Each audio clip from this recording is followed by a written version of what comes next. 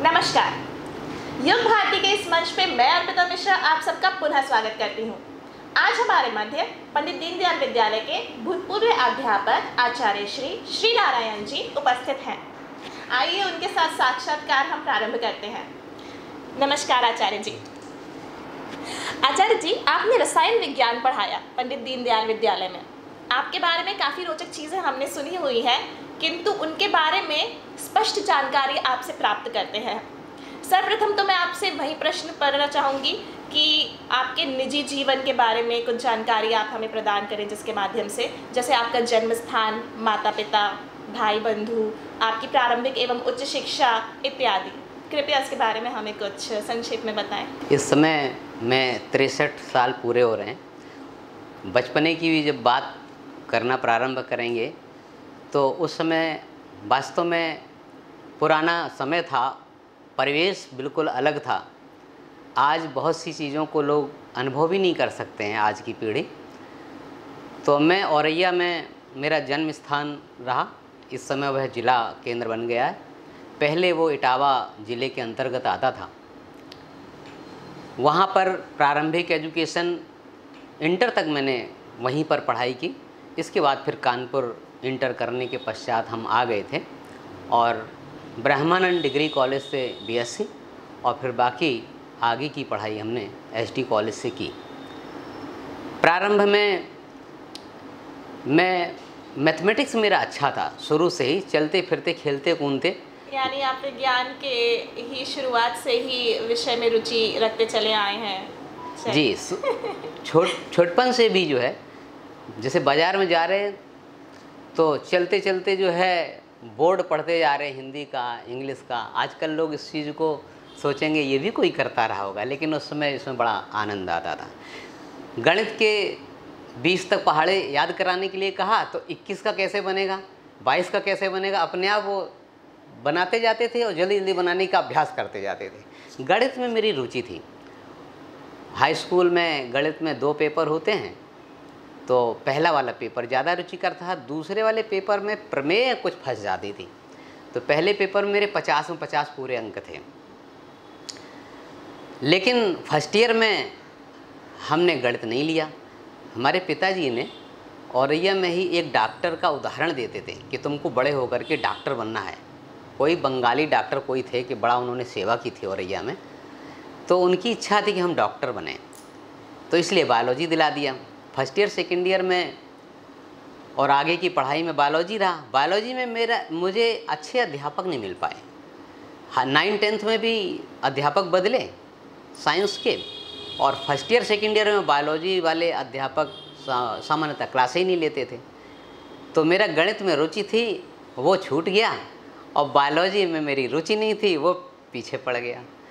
फिर हमने इंटर में जैसे कि CPMT होती थी, CPMT परीक्षा दी, तो मेरे 3 बार हमने दिया, तीनों बार 60% नंबर आए। पहली बार 5000वीं रैंक, आखिरी बार 2500वीं रैंक। लेकिन वो परीक्षा जो हमने दी तो वो बिना तैयारी के दी, कुछ भी बिना पढ़े। हम समझते अगर 1 महीना भी जुट करके और कोई ठीक से पढ़ लेते तो हो जाता। यहाँ पर BSc ब्रह्मानंद से किया, आगे फिर पढ़ाई की।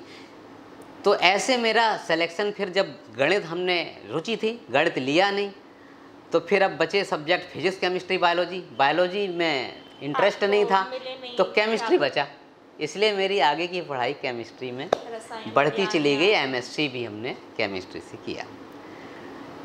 शुरू में ही बहुत ही पारिवारिक परिस्थितियाँ बहुत ही विपरीत थी, आर्थिक दृष्टि से भी काफ़ी समस्याएं थी। हम लोग कुल मिला के 3 भाई और 4 बहनें थे।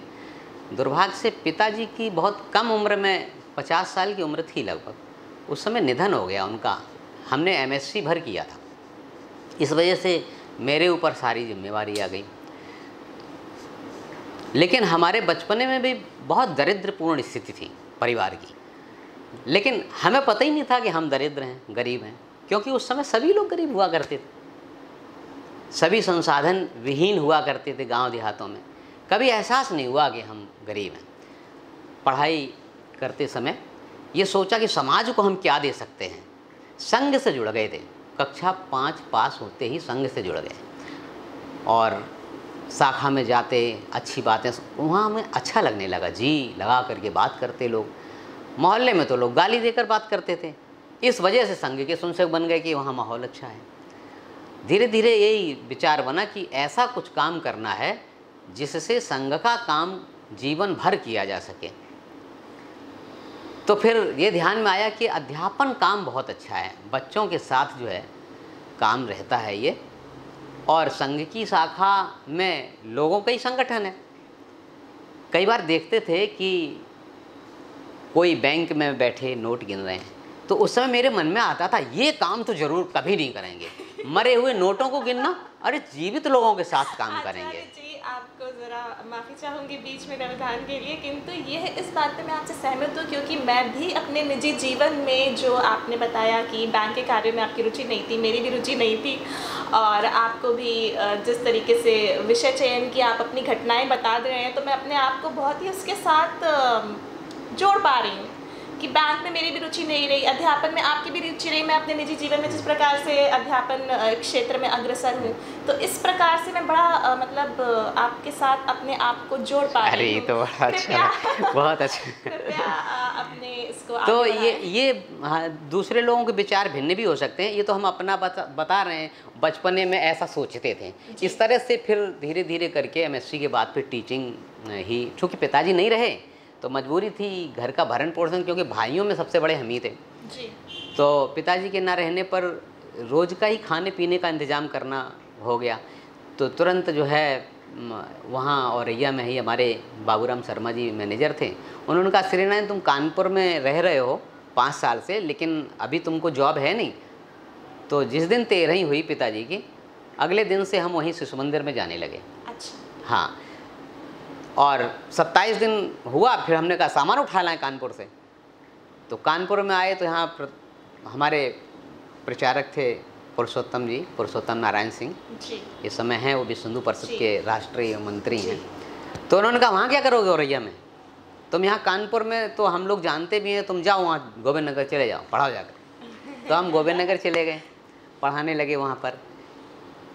तो अपने जीवन के लिए हमें कहाँ जाना, कहाँ जॉब करना है, कोई एम्बिशन, कोई महत्वाकांक्षाएं, इसकी नौबत ही नहीं आई, क्योंकि भरण पोषण सबसे पहले मस्ट था। तो फिर वहाँ 11 महीने वहाँ पढ़ाया और बीएड का फार्म भर दिया था। हमने कहा चूँकि एमएससी हो गया बीएड कर लो, क्योंकि टीचिंग के लिए बीएड ज़रूरी है। सौभाग्य से जो है एक 11 महीने के पश्चात दीनदयाल विद्यालय में जगह निकली। अच्छा। दीनदयाल विद्यालय में जगह निकली, मेरा बीएड की परीक्षा नहीं हुई थी। अच्छा। तो वहाँ पर हमने कहा कि भाई साहब हम दीनदयाल विद्यालय में मौका मिल जाए तो मेरी गृहस्थी ठीक से चलने लगेगी, क्योंकि बहुत बड़ी विषम परिस्थितियाँ हैं। एक बड़ी आश्चर्यजनक बात हुई, हमारे पिताजी भी एग्रेसिव स्वयंसेवक थे, संघ के स्वयंसेवक, और एग्रेसिव हिंदू थे। तो उन्होंने 1-2 बार कहा कि तुम दीनदयाल विद्यालय के लिए बात क्यों नहीं करते हो, वहीं पढ़ाओ। तो हमने कहा कि कानपुर इतना बड़ा है, इतने बड़ी संख्या में संघ के कार्यकर्ता हैं, हमको जाए 5-6 साल हुआ तो पहले दूसरों की लगेगी नौकरी दीनदयाल विद्यालय में कि मेरी लगेगी। कहा तुमको बात करने में क्या दिक्कत है। लेकिन अब पिताजी की इच्छा ऐसी रही, बताओ उनकी इच्छा पूरी हो गई, मैं दीनदयाल पहुंच गया। तो बीएड की परीक्षा उस समय दे रहा था और दीनदयाल विद्यालय ज्वाइन कर लिया। दीनदयाल विद्यालय से ही जाकर के एचडी कॉलेज में जाकर के परीक्षा दे आता था बीएड की, फिर विद्यालय आ जाता था। इस तरह से दीनदयाल विद्यालय में उस समय राजेश तिवारी करके एक थे केमिस्ट्री के, उनका जो है किसी वजह से विद्यालय से स्थगन हुआ, हटे वो विद्यालय से। वहाँ 3 इंटरव्यू हुए थे उस साल दीनदयाल विद्यालय में, इंग्लिश और फिजिक्स और केमिस्ट्री के। मैनेजमेंट ने जिन 3 लोगों को अपॉइंट किया था वो ऑलरेडी तीनों शायद अपने हिसाब से बेटर जगह जॉब कर रहे थे। उन तीनों में से किसी ने ज्वाइन नहीं किया। स्कूल रन कर रहा था, पढ़ाई का नुकसान हो रहा था। फिर इन्होंने कोशिश की कि भाई इन लोगों ने तो ज्वाइन नहीं किया, चलो और किसी को बुलाया जाए। तो संघ कार्यालय फ़ोन किया होगा, तो संघ कार्यालय से फिर हमको केमिस्ट्री के लिए भेजा गया। हमारे प्रचारक जी बैरिस्टर साहब के पास लेके गए थे हमको। बैरिस्टर साहब ने कहा कि उपाध्यक्ष जी हैं शर्मा जी, विद्यालय के सामने ही रहते हैं, माननीय शिव शरण जी शर्मा। वो नित्यप्रत विद्यालय आते थे, काफ़ी उनका देखभाल में सहयोग रहता था, बड़े कोमल हृदय के थे। उनके पास लेके गए हमको। लवकुश जी थे नगर प्रचारक उस समय, वो लखनऊ से ही MBA किया था, MBA कॉलेज का बड़ा नाम था, अभी भी नाम है। तो उन्होंने परिचय मेरा कराया, तो मैं डर रहा था कि शर्मा जी के पास ले जा रहे हैं। मेरी उम्र 22 साल की रही होगी, कक्षा 9 के छात्र की तरीके से लगते थे, दिखते थे। 38-39 किलो का वजन था। लेकिन शर्मा जी के साथ मिलने से हिम्मत बढ़ गई। उन्होंने जाने कौन एक उदाहरण प्रस्तुत किया, कहा कि वो अध्यापक थे, बहुत अच्छे अध्यापक थे, तुम्हारे जैसे देखने में लगते थे, उनका बड़ा नाम था और बहुत कम लंबे थे। पहली बार जो मैं हमेशा सोचता था कि मेरी लंबाई थोड़ी कम है, हम जो है सेना में नहीं जा सकते हैं, हम ये नहीं कर सकते, जो इन्फीरियरिटी थी, एक झटके से शर्मा जी ने हमारी इन्फीरियरिटी मन की जो है वो कम कर दी। तो मुझे लगा कि देखिए इतने बड़े व्यक्ति और हमारी हिम्मत बढ़ा रहे हैं, और मैं विद्यालय में पहुंच गया। इस तरह से मेरा विद्यालय में पहुंचना हुआ और हाई स्कूल में मैंने साइंस पढ़ाना प्रारंभ किया। तो आचार्य जी, आपने हमारे 3 प्रश्नों का उत्तर एक साथ दे दिया कि जिस तरीके से आपने बताया कि आपका जन्म के बारे में, आपने विषय चयन के बारे में, और उसके बाद आपने किस प्रकार से विद्यालय में अपना पदार्पण किया। अब आचार्य जी, एक चीज़ हम आपसे पूछना चाहेंगे कि आपके परिवार में कितने सदस्य हैं, कौन कौन हैं, और इस समय वे कहाँ कहाँ हैं? ये आपके प्रश्न का जवाब देते हुए मैं पीछे प्रश्न का एक चीज़ और जोड़ना चाहता हूँ कि चूँकि मैं संघ का स्वयंसेवक 68 में ही बन गया था, जबकि मैं 5वीं कक्षा पास करके 6वीं कक्षा में गए थे। तो कानपुर में जब कभी भी हम इधर से निकलते, क्योंकि HD कॉलेज से मैंने MSc किया, तो पंडित दीनदयाल विद्यालय के सामने से निकलते थे तो अपने आप जैसे मंदिर में हाथ जोड़ के प्रणाम करते हैं, उसी प्रकार से सर झुक जाता था अपने आप। उसका कारण ही था कि हम संघ के स्वयंसेवक थे और पंडित दीनदयाल जी का एक बड़ा स्थान था, उनके प्रति हमारे मन में श्रद्धा थी। उन्होंने जो देश के लिए, समाज के लिए काम किया, राजनीति में उन्होंने जो स्थापना की, उनके बारे में थोड़ा सा हमने पढ़ रखा था, जानते थे, और ये मालूम था कि पंडित दीनदयाल जी के नाम पर ये विद्यालय है, इसलिए अपने आप हाथ जुड़ जाते। ये बड़े सौभाग्य की बात हमारे लिए हुई कि अध्यापन के पहले जहाँ हम देखते थे पंडित दीनदयाल विद्यालय की ओर, और वहीं हम पहुँच गए पढ़ाने के लिए। बाकी आपने कहा परिवार के बारे में, तो अब ये है, हमारे 2 बच्चे हैं, एक बेटी है, एक बेटा है। दोनों पढ़ाई लिखाई करके अपने काम कर रहे हैं, जॉब कर रहे हैं, और दोनों की शादी हो गई। एक 2014 में शादी बेटी की हुई, बेटी बड़ी है, और 2018 में बेटे की शादी की। दोनों को B.Tech कराया था, बेटी ने M.Tech और किया, फिर PhD करने के लिए अमेरिका में है, इस समय लॉस एंजल्स में है, पोस्ट डॉक्टरेट कर रही, उसका PhD पूरा हो गया। मेरे दामाद भी जो है वहीं उसी के साथ में हैं, उनका भी PhD पूरा हो गया, वो भी पोस्ट डॉक्टरेट कर रहे हैं। बेटा जो है अभी दिल्ली में काम कर रहा था, इधर कोविड के समय कानपुर में ही आ गया है, कंपनी थोड़ी डिस्टर्ब हुई, इस समय घर से ही रह करके वो अपना काम कर रहा है। आचार्य जी, आगे बढ़ते हुए मैं आपसे जानना चाहूँगी कि आपके अनुभव कैसे रहे पंडित दीनदयाल विद्यालय के साथ, किस तरीके से आपने अपने संबंध बनाए अपने जो आपके पढ़ाने वाले शिक्षक थे उनके साथ, साथियों के साथ, और किस तरीके से आपके संबंध थे अपने विद्यार्थियों के साथ। तो हम जानना चाहेंगे कि आपके अनुभव कैसे रहे। दीनदयाल विद्यालय में जब हम पहुँचे, 9th 10th मिली थी हमको, उस समय प्रधानाचार्य जी श्रीमान ओम शंकर जी त्रिपाठी जी थे, रामशंकर जी शुक्ल थे पहले, फिर बाद में त्रिपाठी जी प्रधानाचार्य हुए। तो वो लंबे समय तक दीनदयाल विद्यालय में प्रधानाचार्य रहे। प्रधानाचार्य के नाते और विद्यालय को ऊंचाइयों तक पहुंचाने में माननीय ओम शंकर जी का विशेष योगदान है। एक अच्छे एडमिनिस्ट्रेटर थे वो, साथ में अपने अंतर्गत रहते हुए कैसे वो डेवलपमेंट लोगों का कर सकते हैं, अध्यापकों का कर सकते हैं, मार्गदर्शन उनका बड़ा बहुमूल्य रहा करता था।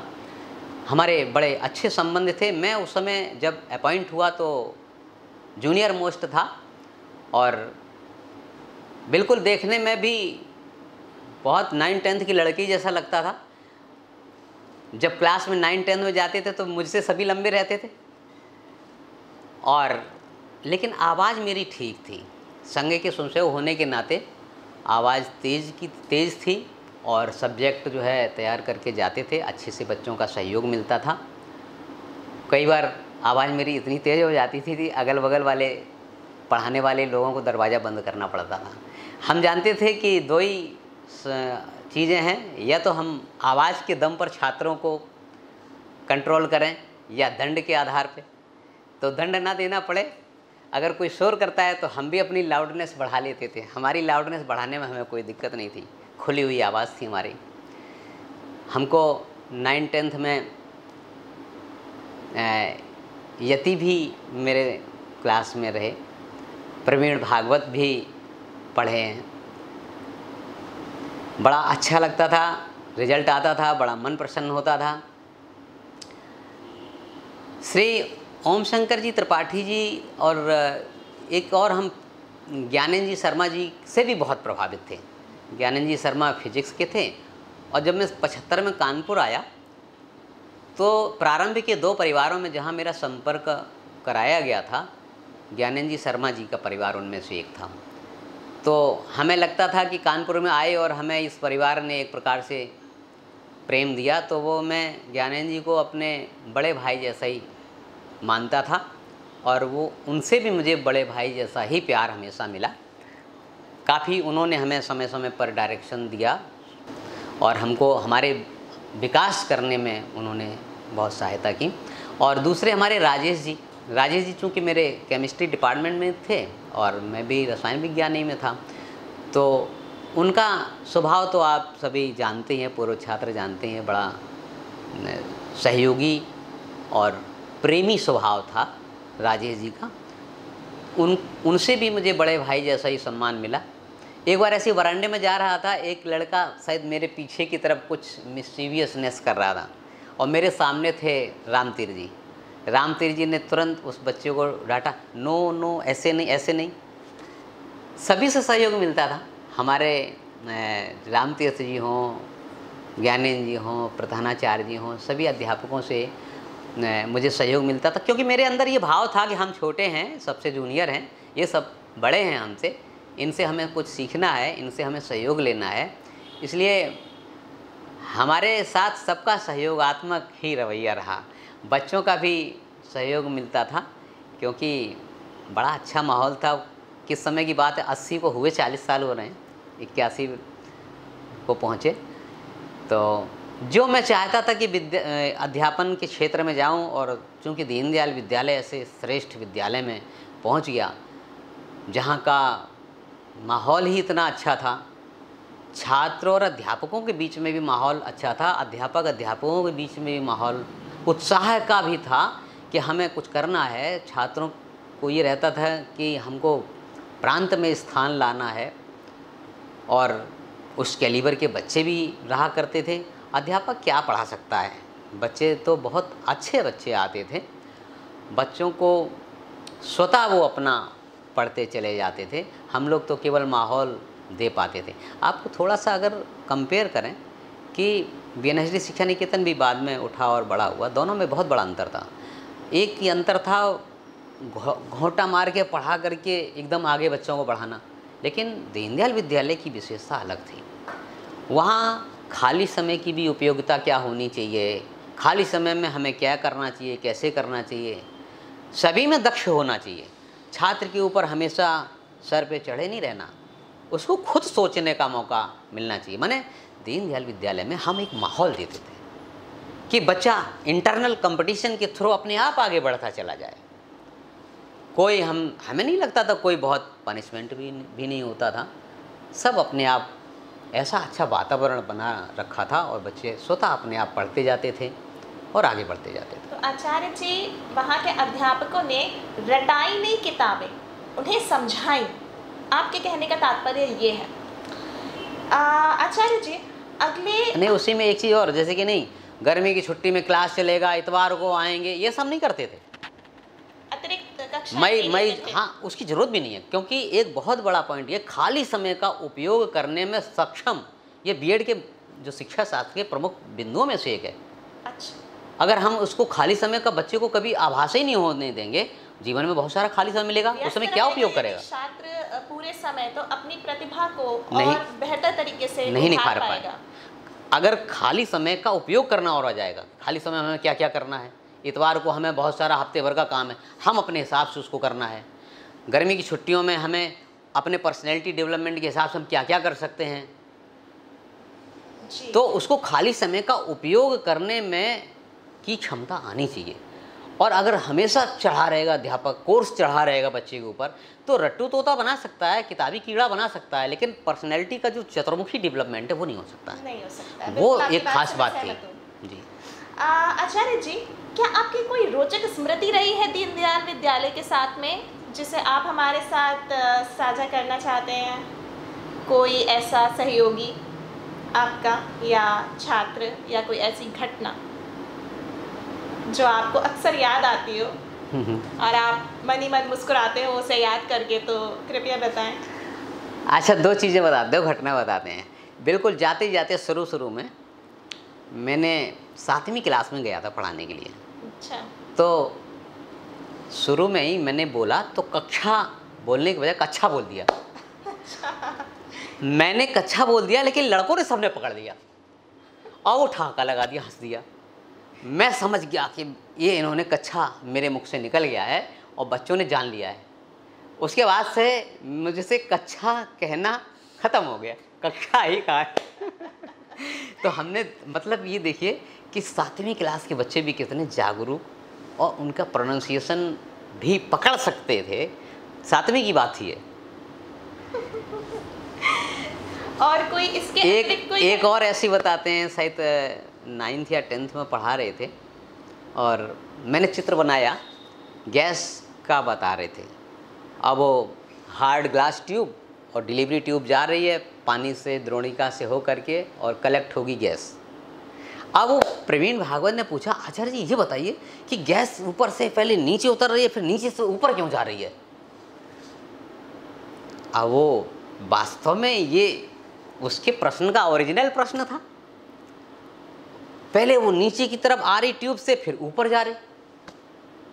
अब हम गैस पढ़ा रहे हैं, साल्ट गर्म कर रहे हैं, गैस बन रही है, वहाँ जाके कलेक्ट हो रही है। अध्यापक पढ़ाते समय सामान्यतः इतनी बात लगता है। अब ये उसमें कौन सी फिजिक्स लग रही है, आर्गोनीज का सिद्धांत लग रहा है, डेंसिटी का। नहीं, डेंसिटी वो वास्तव में हल्की है तो ऊपर जा रही है, प्रेशर है तो वो आगे जा रही है। अब वो चीज़ एकदम जो है माइंड में चल रहा है, केमिस्ट्री अपना लेसन चल रहा है। तो उस समय हमने कहा कि तुम बैठ जाओ, इसको आप ठीक से उत्तर नहीं दिया सामान्यतया। तो एक ये था। अब उसको क्या एकदम डाइवर्ट होना पड़ता, गैस के निर्माण के बजाय हमें उस पर आना पड़ता कि हाँ ये प्रेशर ज़्यादा है, यहाँ से जब ज़्यादा इकट्ठी होती है तो गैस जा रही है, फिर चूँकि गैस हल्की होती है तो पानी से ऊपर वो बुलबुले के रूप में आ रही। लेकिन मतलब इससे केवल ये हम बताना चाहते हैं कि जो अच्छे मेधावी छात्र होते हैं, कब किस समय उनके दिमाग में कौन सा प्रश्न आ जाए, इसकी कोई वो नहीं रहती कि विषय से अलग हट के भी वो विचार आ सकते हैं उनके। और वास्तव में ऐसे समय ही अच्छे अध्यापक की परीक्षा होती है कि अच्छा अध्यापक फिर उसको किस प्रकार से कम समय में उस बात को और आंसर दे पाता है। कई बार तो ये होता है हम जिस टॉपिक को पढ़ रहे हैं हम उसी टॉपिक को आगे रखना चाहते हैं, और हमने भी यही किया, हम उस टॉपिक को ही आगे ले गए, फिर हमने उसको बाद में उस पर डिस्कस किया। अच्छा आचार्य जी, विद्यालय के अतिरिक्त क्या आपने कभी कोई सामाजिक सेवा की है अपने निजी जीवन में? हमारा प्रारंभ से ही राष्ट्रीय स्वयंसेवक संघ से संबंध जुड़ गया था। राष्ट्रीय स्वयंसेवक संघ का ये विचार था कि देश में मानव चरित्र का निर्माण बहुत आवश्यक है, बहुत बड़ा काम है। एजुकेशन भी यही करती है, श्रेष्ठ नागरिक का निर्माण करती है। संघ अपनी 1 घंटे की शाखा में और राष्ट्रभक्त, प्रखर राष्ट्रभक्त लोगों को पैदा करने का प्रयास करते हैं। बड़ा काम है, 1 घंटे की शाखा भले ही लगती है, लेकिन उसमें कई घंटे कार्यकर्ता देते हैं। बहुत से तो लोग ऐसे होते हैं कि सारी ज़िंदगी दे देते हैं। हमारे विचार ये था कि चूँकि पिताजी का निधन जल्दी हो गया, नहीं तो हमको भी होल टाइमर के रूप में, प्रचारक के रूप में संघ का कार्य करने की इच्छा थी। ये सोचते थे कि छोटा भाई संभाल लेगा घर, हम निकल जाएंगे। लेकिन छोटे भाई को जो है फिर बीटेक चालू हो गया उसकी जिम्मेवारी करते करते फिर हमारी शादी 85 में हो गई। तो प्रचारक के नाते काम करने का नहीं रहा, लेकिन जीवन में अध्यापन के साथ, परिवार के साथ संघ का कार्य करते रहे हम। और प्रतिदिन लगभग 4-5 घंटे तक हम संघ का काम करते थे। स्कूल से लौट के आने के बाद अगर 5 बजे निकले तो 9 बजे लौटना होता था। तो साइम की शाखाएं लगाते थे, कार्यकर्ताओं के ग्रुप जो ट्रेनिंग कैंप में खुद जाते थे। गर्मी की छुट्टियों में 1 महीने का कैंप रहता था। First year, second year, third year संघ की 3 शिक्षाएं होती हैं, उनको पूरा करने के बाद जो है संघ शिक्षा वर्गों में शिक्षक हो सकते हैं। तो 12-15 साल तक हम हर साल गर्मी की छुट्टियों में ओटीसी में शिक्षक के रूप में भी जाते थे और प्रतिदिन की शाखा से भी हमारा जुड़ाव बना रहता था, क्योंकि ये लगता था कि हम बहुत बड़ा कुछ तो कर नहीं सकते हैं, समाज के लिए कुछ दे नहीं सकते हैं, लेकिन चलो समय तो दे सकते हैं। और समय दे करके जो भी हमारे संघ के कार्यकर्ता संघ का कार्य कर सकते हैं वो करते रहते थे। तो सामाजिक कार्य के दृष्टिकोण से हम संघ का कार्य जो है जीवन का हमारा अंग बन गया और हम उस समय से और आज तक जो है उससे जुड़े हुए काम करते रहते हैं। अच्छा आचार्य जी, आपके जीवन का कोई ऐसा लक्ष्य शेष रह गया है जिसे आप अभी भी प्राप्त करना चाहते हो? पारिवारिक दृष्टिकोण से मेरी जिम्मेवारी पूरी हो गई है और हमने शुरू में भी जानते हैं कि एक सामान्य जीवन रहा, कोई बहुत ऊंचा मेरा लक्ष्य नहीं था। पारिवारिक जिम्मेवारियों को निभाते हुए देश समाज के लिए कुछ काम कर सकें, प्रयास यही रहा कि हम समाज के लिए थोड़ा उपयोगी बन सकें। अध्ययन लगातार करते रहते। यंग एज में हमने बहुत अध्ययन किया, बहुत सारी किताबों को पढ़ा। यानी शुरू के 30 साल की उम्र तक हमने सैकड़ों पुस्तकें पढ़ रखी। जैसे कि कैसे पढ़ाई होती थी, एक बार दीनदयाल विद्यालय में अध्यापकों का क्रम बना कि आप वंदना के टाइम कुछ बोलेंगे, तो उसमें सीरियल बन गया, मेरा भी बन गया। मुझे मिला गीता पर दूसरे अध्याय पर बोलना है और बीच में गर्मी की छुट्टी हो गई।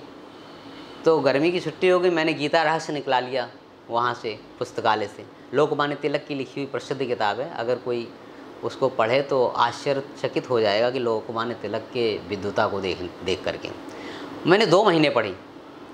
2 महीने में भी लगातार जितना दिमाग लग सकता उतना पढ़ने पर 2/3 पढ़ पाए, फिर नहीं पढ़ पाए, फिर रख दिया, क्योंकि बड़ी गहन किताब है वो और हम लोगों की बुद्धि उस स्तर की है नहीं। तो जब वो स्कूल खुला तो फिर बोला, 2 अध्याय 2 पर मैं 10-12 मिनट बोला था गीता के ऊपर। तो ये बताया कि उस समय बहुत अध्ययन करते थे। जो अच्छी किताबें, सावरकर की किताबें, जैसे भारतीय स्वतंत्रता की 6 स्वर्णिम पृष्ठ, ऐसे करके राष्ट्रीय विचारों से संबंधित बहुत सारे, PN ओक की किताबें बहुत सारी, संघ का साहित्य, ये अध्ययन इसीलिए करते थे जिससे कि हमारे अंदर वो चीज़ आए जो हम कुछ दे सकें समाज को, लोगों को बता सकें, समझा सकें। अच्छा आचार्य जी, क्या युग भारती आपके इस लक्ष्य में जो आपकी प्राप्ति है उसमें सहयोग कर सकता है? युग भारती अपने दीनदयाल विद्यालय के पूर्व छात्र मिल करके बहुत सारे काम करते रहते हैं। प्रतिवर्ष उनकी एक योजना रहती है, कई कार्यक्रम लेते हैं, समाज में सेवा भाव से वो सभी काम करते रहते हैं, लगे रहते हैं, जहाँ जिसको आवश्यकता होती है करते रहते हैं। तो अपने भरसक अपनी क्षमताओं को देखते हुए बहुत अच्छा काम कर रहे हैं। ऐसे उनका काम बढ़ता रहे, भगवान से ही प्रार्थना है कि और उनके साथ लोग ज़्यादा जुड़ें। पूर्व छात्रों के कार्यक्रमों में हम भी जाते रहे, जो उनका एक 25 सितंबर के लगभग वार्षिक कार्यक्रम होता रहता है। तो बहुत अच्छा है, अच्छा काम कर रहे हैं युग भारती। आचार्य जी, पंडित दीनदयाल विद्यालय के अतिरिक्त वर्तमान शिक्षा व्यवस्था के बारे में आप क्या कहेंगे? वर्तमान शिक्षा व्यवस्था में थोड़ा सा एक नई शिक्षा नीति 2020 भी आई हुई है। इसके पहले शिक्षा जो हिंदुस्तान में चल रही थी, और किसी समय हम लोगों ने तो कुछ अच्छी चीज़ें पढ़ी भी थी। सूरदास पढ़ा, तुलसीदास पढ़े थे। इसी प्रकार से भूषण की शिवाजी महाराज के ऊपर, छत्रसाल के ऊपर कुछ हिंदी में इस तरह की चीज़ें रहा करती थी कि हम जिसको पढ़ करके महापुरुषों आदि के बारे में जानते थे। इतिहास में तो कुछ था ही नहीं। वास्तव में देश आज़ाद होने के पश्चात सारा का सारा हमने इतिहास वामपंथियों के हाथ में सुपुर्द कर दिया। दुर्भाग्य से कांग्रेस के जो नीतियां थी वो वामपंथी झुकाव वाली हैं। आप देखिएगा कि पहला शिक्षा मंत्री कौन बना, दूसरा कौन बना, तीसरा कौन बना, चौथा कौन बना। शुरू के कैबिनेट, जो सेंट्रल गवर्नमेंट के कैबिनेट के लोग जो है वामपंथी विचारधारा वाले या इस्लामिक विचारधारा वाले लोग शिक्षा मंत्री रहे। कई बार फुल फ्लैश शिक्षा मंत्रालय भी हटा दिया, ह्यूमन रिसोर्स डेवलपमेंट मिनिस्ट्री उसका नाम कर दिया। शिक्षा को दोयम दर्जे पर रखा। कभी इन्होंने नहीं कोशिश की कि इस देश की जो अस्मिता है, देश की जो पहचान है, उस पहचान को हमें सामने लाना है। अंग्रेज़ों ने तो पहले सब बर्बाद किया। अंग्रेज़ जानते थे कि तलवार के दम पर देश को मुग़लों ने बहुत समय तक अत्याचार करने के बाद भी कुछ इलाके को भारतीय संस्कृति से विहीन कर पाए। इसलिए वो ज़्यादा कुछ होशियार थे, व्यवसायी थे। उन्होंने कहा कि जड़ पर ही आघात करो। वेद गणरियों के गीत हैं, भारत में कोई साहित्य नहीं। यहाँ तो वहाँ इंग्लैंड की पुस्तकालय के एक अलमारी के बराबर साहित्य है। भारत आर्य जो है ये विदेश से आए, यहाँ के निवासी नहीं है। ऐसा करके उन्होंने ऐसा भर दिया कि भारतीय लोगों को अपने महापुरुषों से अरुचि हो जाए, वेद पुराणों से अरुचि हो जाए। ये सारा प्रयास किया, और देश आज़ाद होने के बाद इस विचारधारा, जो देश को बर्बाद करने वाली विचारधारा थी, वो कंटिन्यू रही। सरदार पटेल प्रधानमंत्री बन नहीं पाए। गांधी जी की एक ब्लंडर मिस्टेक जो थी कि 14 प्रांत की ओर से सरदार पटेल का नाम आने के बाद भी जवाहरलाल नेहरू को प्रधानमंत्री बनने के लिए उन्होंने सैंक्शन किया, और सरदार पटेल से कहा कि तुम बैक हो जाओ। और जानते हैं कि जवाहरलाल नेहरू कहते थे मैं एक्सीडेंटली हिंदू हूँ। उनका पहनावा, वेशभूषा, सोचने का दृष्टिकोण ईसाईयत था, झुकाव मुस्लिम था। मुस्लिमों के लिए काम इसलिए करते थे। आजकल मीडिया चैनल पे आ रहा है, सोशल मीडिया में खुला हुआ आ रहा है कि असलियत क्या है, उनके वंशावली क्या है, वो किस वंश को बिलोंग करते हैं। तो उससे सबसे दिखाई पड़ता है कि इस प्रकार की एक भ्रमित बुद्धि वाला व्यक्ति प्राइम मिनिस्टर बने। हमारी स्थिति जवाहरलाल नेहरू के सामने बहुत छोटी है, लेकिन इतिहास में जब समालोचना करनी पड़ती है तो फिर इतिहास जब समालोचना करता है तो किसी को छोड़ता नहीं है। दुर्भाग्य से शिक्षा को वो डायरेक्शन मिले ही नहीं।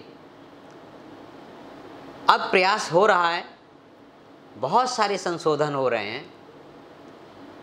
2020 एक शिक्षा नीति डिबेट का भी विषय है। बहुत सारी अच्छी चीज़ें आ रही हैं। हो सकता है आगे चल करके ये ध्यान में आए कि जो हमें जैसा नागरिक चाहिए, जैसा श्रेष्ठ राष्ट्रभक्त व्यक्ति यहाँ का चाहिए, उस प्रकार की दिशा मिल सकती है इस शिक्षा नीति से। आचार्य जी, शिक्षा व्यवस्था के बारे में तो काफ़ी चीज़ें आपने बता दी हैं। अच्छा, परिवार, समुदाय और समाज, इस विषय में आप क्या कहेंगे? अपने यहाँ ये कहा गया है, मतलब इसकी जो वर्तमान स्थिति है मैं वो जानना चाहती हूँ। अच्छा। बहुत परिवर्तन हो गया है।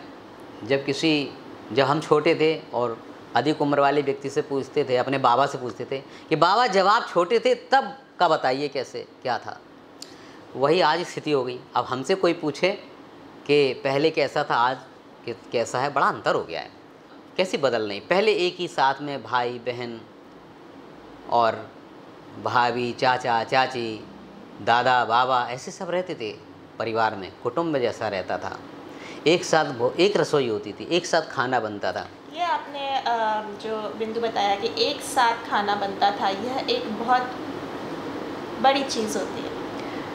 यदि अलग अलग हर कोई अपने कमरे में बैठ के खाना खाता है तो वो भावनात्मक जुड़ाव नहीं हो पाता है परिवार में, जो एक साथ एक रसोई में बने खाने को खाने से भावनात्मक जुड़ाव होता है। पहले सब एक साथ ऐसे रहते थे और खाना खाने का जैसे हम अपने परिवार में होता है कैसे लोग खाते थे, ऐसे दूसरे परिवारों में भी खाते रहते हैं। सबसे पहले जैसे हम बैठ गए भाई के साथ उसी थाली में, हम उठे तो उसी में बहनें बैठ गईं, बहनें उठी, उसके बाद आखिरी में माता जी बैठ गईं। पता चला बर्तन जो है 5-7 बर्तनों में ही घर के सभी लोगों ने खाना खा लिया। अब क्या है, बर्तन अलग होना चाहिए, चम्मच अलग होना चाहिए, सभी के जूते अलग होने चाहिए, तौलिया अलग होना चाहिए। तौलिया पे शायद कोई एक कहानी भी लिखी किसी ने, पहले ऐसा नहीं था। तो बहुत अंतर आया। परिवार जो है पहले बड़े रहते थे, तो अब उसमें ये नहीं कह सकते हैं कि आज जो है परिवार टूट गए हैं तो बिखर गया, सब कुछ बर्बाद हो गया है, ऐसा भी नहीं कह सकते हैं। कारण ये है कि अब काल के सामने तो सभी असहाय हैं। अब आज जो है सभी को अपने बच्चे प्यारे रहते हैं। अब अपने खुद के बच्चे ज़्यादा लगाव रहता है, भाई के बच्चे उनसे भी लगाव रहता है, उतना नहीं हो सकता है। सब अपने अपने बच्चों को आगे बढ़ाना चाहते हैं, अच्छी से अच्छी शिक्षा दिलाना चाहते हैं, अच्छी से अच्छे शिक्षा दिला के जॉब करें। एक स्वाभाविक प्रक्रिया है। धीरे धीरे समाज जिस दिशा में जा रहा है उसकी वजह से अब छोटे परिवारों का स्थान आता जा रहा है। लोग जुड़े रहते हैं, मोबाइल पे जुड़े रहते हैं, संपर्क बनाए रखते हैं घर परिवार से। तो समय में परिवर्तन हुआ, इसलिए परिवार की दृष्टिकोण में भी परिवर्तन हुआ। अब हम ये नहीं कह सकते हैं कि सब कुछ बेकार हो गया, बर्बाद हो गया, परिवार टूट गए, वो परिवार बहुत अच्छे थे, अब फिर से कैसे वो परिवार आए। हमारे लाने से आएगा भी नहीं। वो काल चक्र की जब चलती चली जाएगी तो हो सकता है आगे की स्थिति में ये छोटे छोटे परिवार फिर से कंबाइंड परिवार के रूप में हो जाएं। कोरोना में देखा, लोगों ने जहाँ जगह जगह नौकरी करते थे छोड़ आए और घर में आ गए, फिर से साथ रहने लगे। कह रहे कि अब हम घर में ही खाएंगे, घर में ही रहेंगे, यहीं काम कर लेंगे, गांव देहात में कुछ भी कर लेंगे, शहर नहीं जाएंगे। तो कब कौन सी परिस्थिति क्या करवट लेती है, तो ये एक जो समाज में परिवर्तन होता है एक स्वाभाविक परिवर्तन है। परिवर्तन ही जीवन है। परिवार में भी परिवर्तन हो रहा है, समाज के दृष्टिकोण में भी परिवर्तन हो रहा है, विश्व की परिस्थितियों में परिवर्तन होता है, उसकी वजह से देश में भी परिवर्तन होता है। स्वाभाविक प्रक्रिया है। लेकिन उस परिवर्तन में हम डायरेक्शन हमारी परिवार की, समाज की, देश की गलत ना हो जाए। अगर माहौल ठीक नहीं है, परिस्थितियाँ विपरीत हैं, तो भी हम अपनी वैल्यूज़ पर डटे रहें, अपने लक्ष्य पर डटे रहें। इसके लिए जिम्मेवारी होती है। परिवार में हेड की जिम्मेवारी होती है, स्टेट में सरकार की जिम्मेवारी होती है, ह्यूमैनिटी के लिए संत महात्माओं की जिम्मेवारी होती है। तो वो अपनी जिम्मेवारी निभाते हैं। अच्छा आचार्य जी, आपके अगले प्रश्न की तरफ अग्रसर होते हुए मैं आपसे जानना चाहूँगी कि हिंदू धर्म की वर्तमान स्थिति के बारे में आपके क्या विचार हैं? हिंदू धर्म, देखिए हिंदू शब्द पर बड़ी आजकल डिबेट करते हैं लोग। कहते हैं कि सिंधु से आया, हिंदू पुराना शब्द नहीं है, सनातन। तो हम हिंदू शब्द कहिए चाहे सनातन कहिए एक ही बात है, चाहे भारतीय कहिए। भारतीय संस्कृति, भारतीय जीवन पद्धति जब हम बोलते हैं तो किसी के दिमाग में इस्लामिक संस्कृति का चित्र नहीं बनता। नहीं। जब भी भारतीय संस्कृति बोलते हैं तो साधु संतों की सनातन वैदिक संस्कृति ही दिमाग में आती है। तो इसलिए कोई भी शब्द प्रयोग करें कोई अंतर नहीं पड़ता। तो इसमें यह है कि भारतीय संस्कृति जो है जीवन पद्धति, सुप्रीम कोर्ट ने भी निर्णय दिया हिंदू कोई धर्म नहीं है। यहाँ का एक पुराने समय से आई हुई एक जीवन पद्धति है, एक वे ऑफ लाइफ है कि हम कैसे जिएं। तो अपने भारतीय संस्कृति में, सनातन संस्कृति में वास्तव में कहा कि पत्थर में भी ईश्वर है, पत्थर में, ग्लास में, लोहे में एटम है, एटम में न्यूक्लियस है, न्यूक्लियस के अराउंड इलेक्ट्रॉन घूम रहे, वही इलेक्ट्रॉन पत्थर में भी घूम रहे, वही इलेक्ट्रॉन हमारे शरीर में भी घूम रहे। तो जड़ और चेतन और अचेतन दोनों में ईश्वर के अस्तित्व का अपनी संस्कृति मानती है। अपनी संस्कृति ये मानती है कि पुनर्जन्म को मानती है। कहती है कि हम अच्छे काम करेंगे तो सद्गति मिलेगी, खराब काम करेंगे तो भुगतना पड़ेगा। इससे क्या है कि हमारा व्यवहार नियंत्रित होता है। ये संस्कृति मानव संस्कृति है। 2000 साल पहले जब ईसा मसीह नहीं आए थे, ये संस्कृति ही थी सब जगह। साधु संत यहाँ से लंगोटी पहन के जाते थे, तलवार लेकर नहीं जाते थे, ना सेना लेके जाते थे। चाहे वो साइबेरिया तक गए लोग, जापान गए, चीन गए, पश्चिम में मैक्सिको में, यहाँ से पृथ्वी पे अगर छेद किया जाए हमारा तो मैक्सिको में निकलेगा जाके। अच्छा है ना। आप ऐसे ग्लोब देखिए, ये भारत, दूसरी ओर मैक्सिको, वहाँ भी मंदिर के चिन्ह मिलते हैं। संपूर्ण विश्व में भारतीय संस्कृति के प्रतीक फैले हुए हैं। यहाँ से लंगोटी लगाए साधु संत जाते थे। उपभोग की संस्कृति नहीं थी, त्याग की संस्कृति थी। सेना लेके कभी नहीं गए। लेकिन 2000 में ईसाइयत आई, 1400 साल पहले इस्लाम आई। ये धर्म नहीं है। लोग जो है केवल हिंदुओं को बेवकूफ़ बनाने के लिए कह देते हैं कि धर्म हिंदू धर्म जैसे है वैसे इस्लाम धर्म है, वैसे ईसाई धर्म है, ऐसे बोल देते हैं। धर्म का अंग्रेजी में कोई शब्द ही नहीं है। उनके यहाँ रियलाइज़ है, रिलीजन है। किसी एक व्यक्ति ने रियलाइज़ किया कुछ, उन्होंने नियम कायदे बनाए, उन्होंने एक पुस्तक दी, उसको रिलीजन कहते हैं।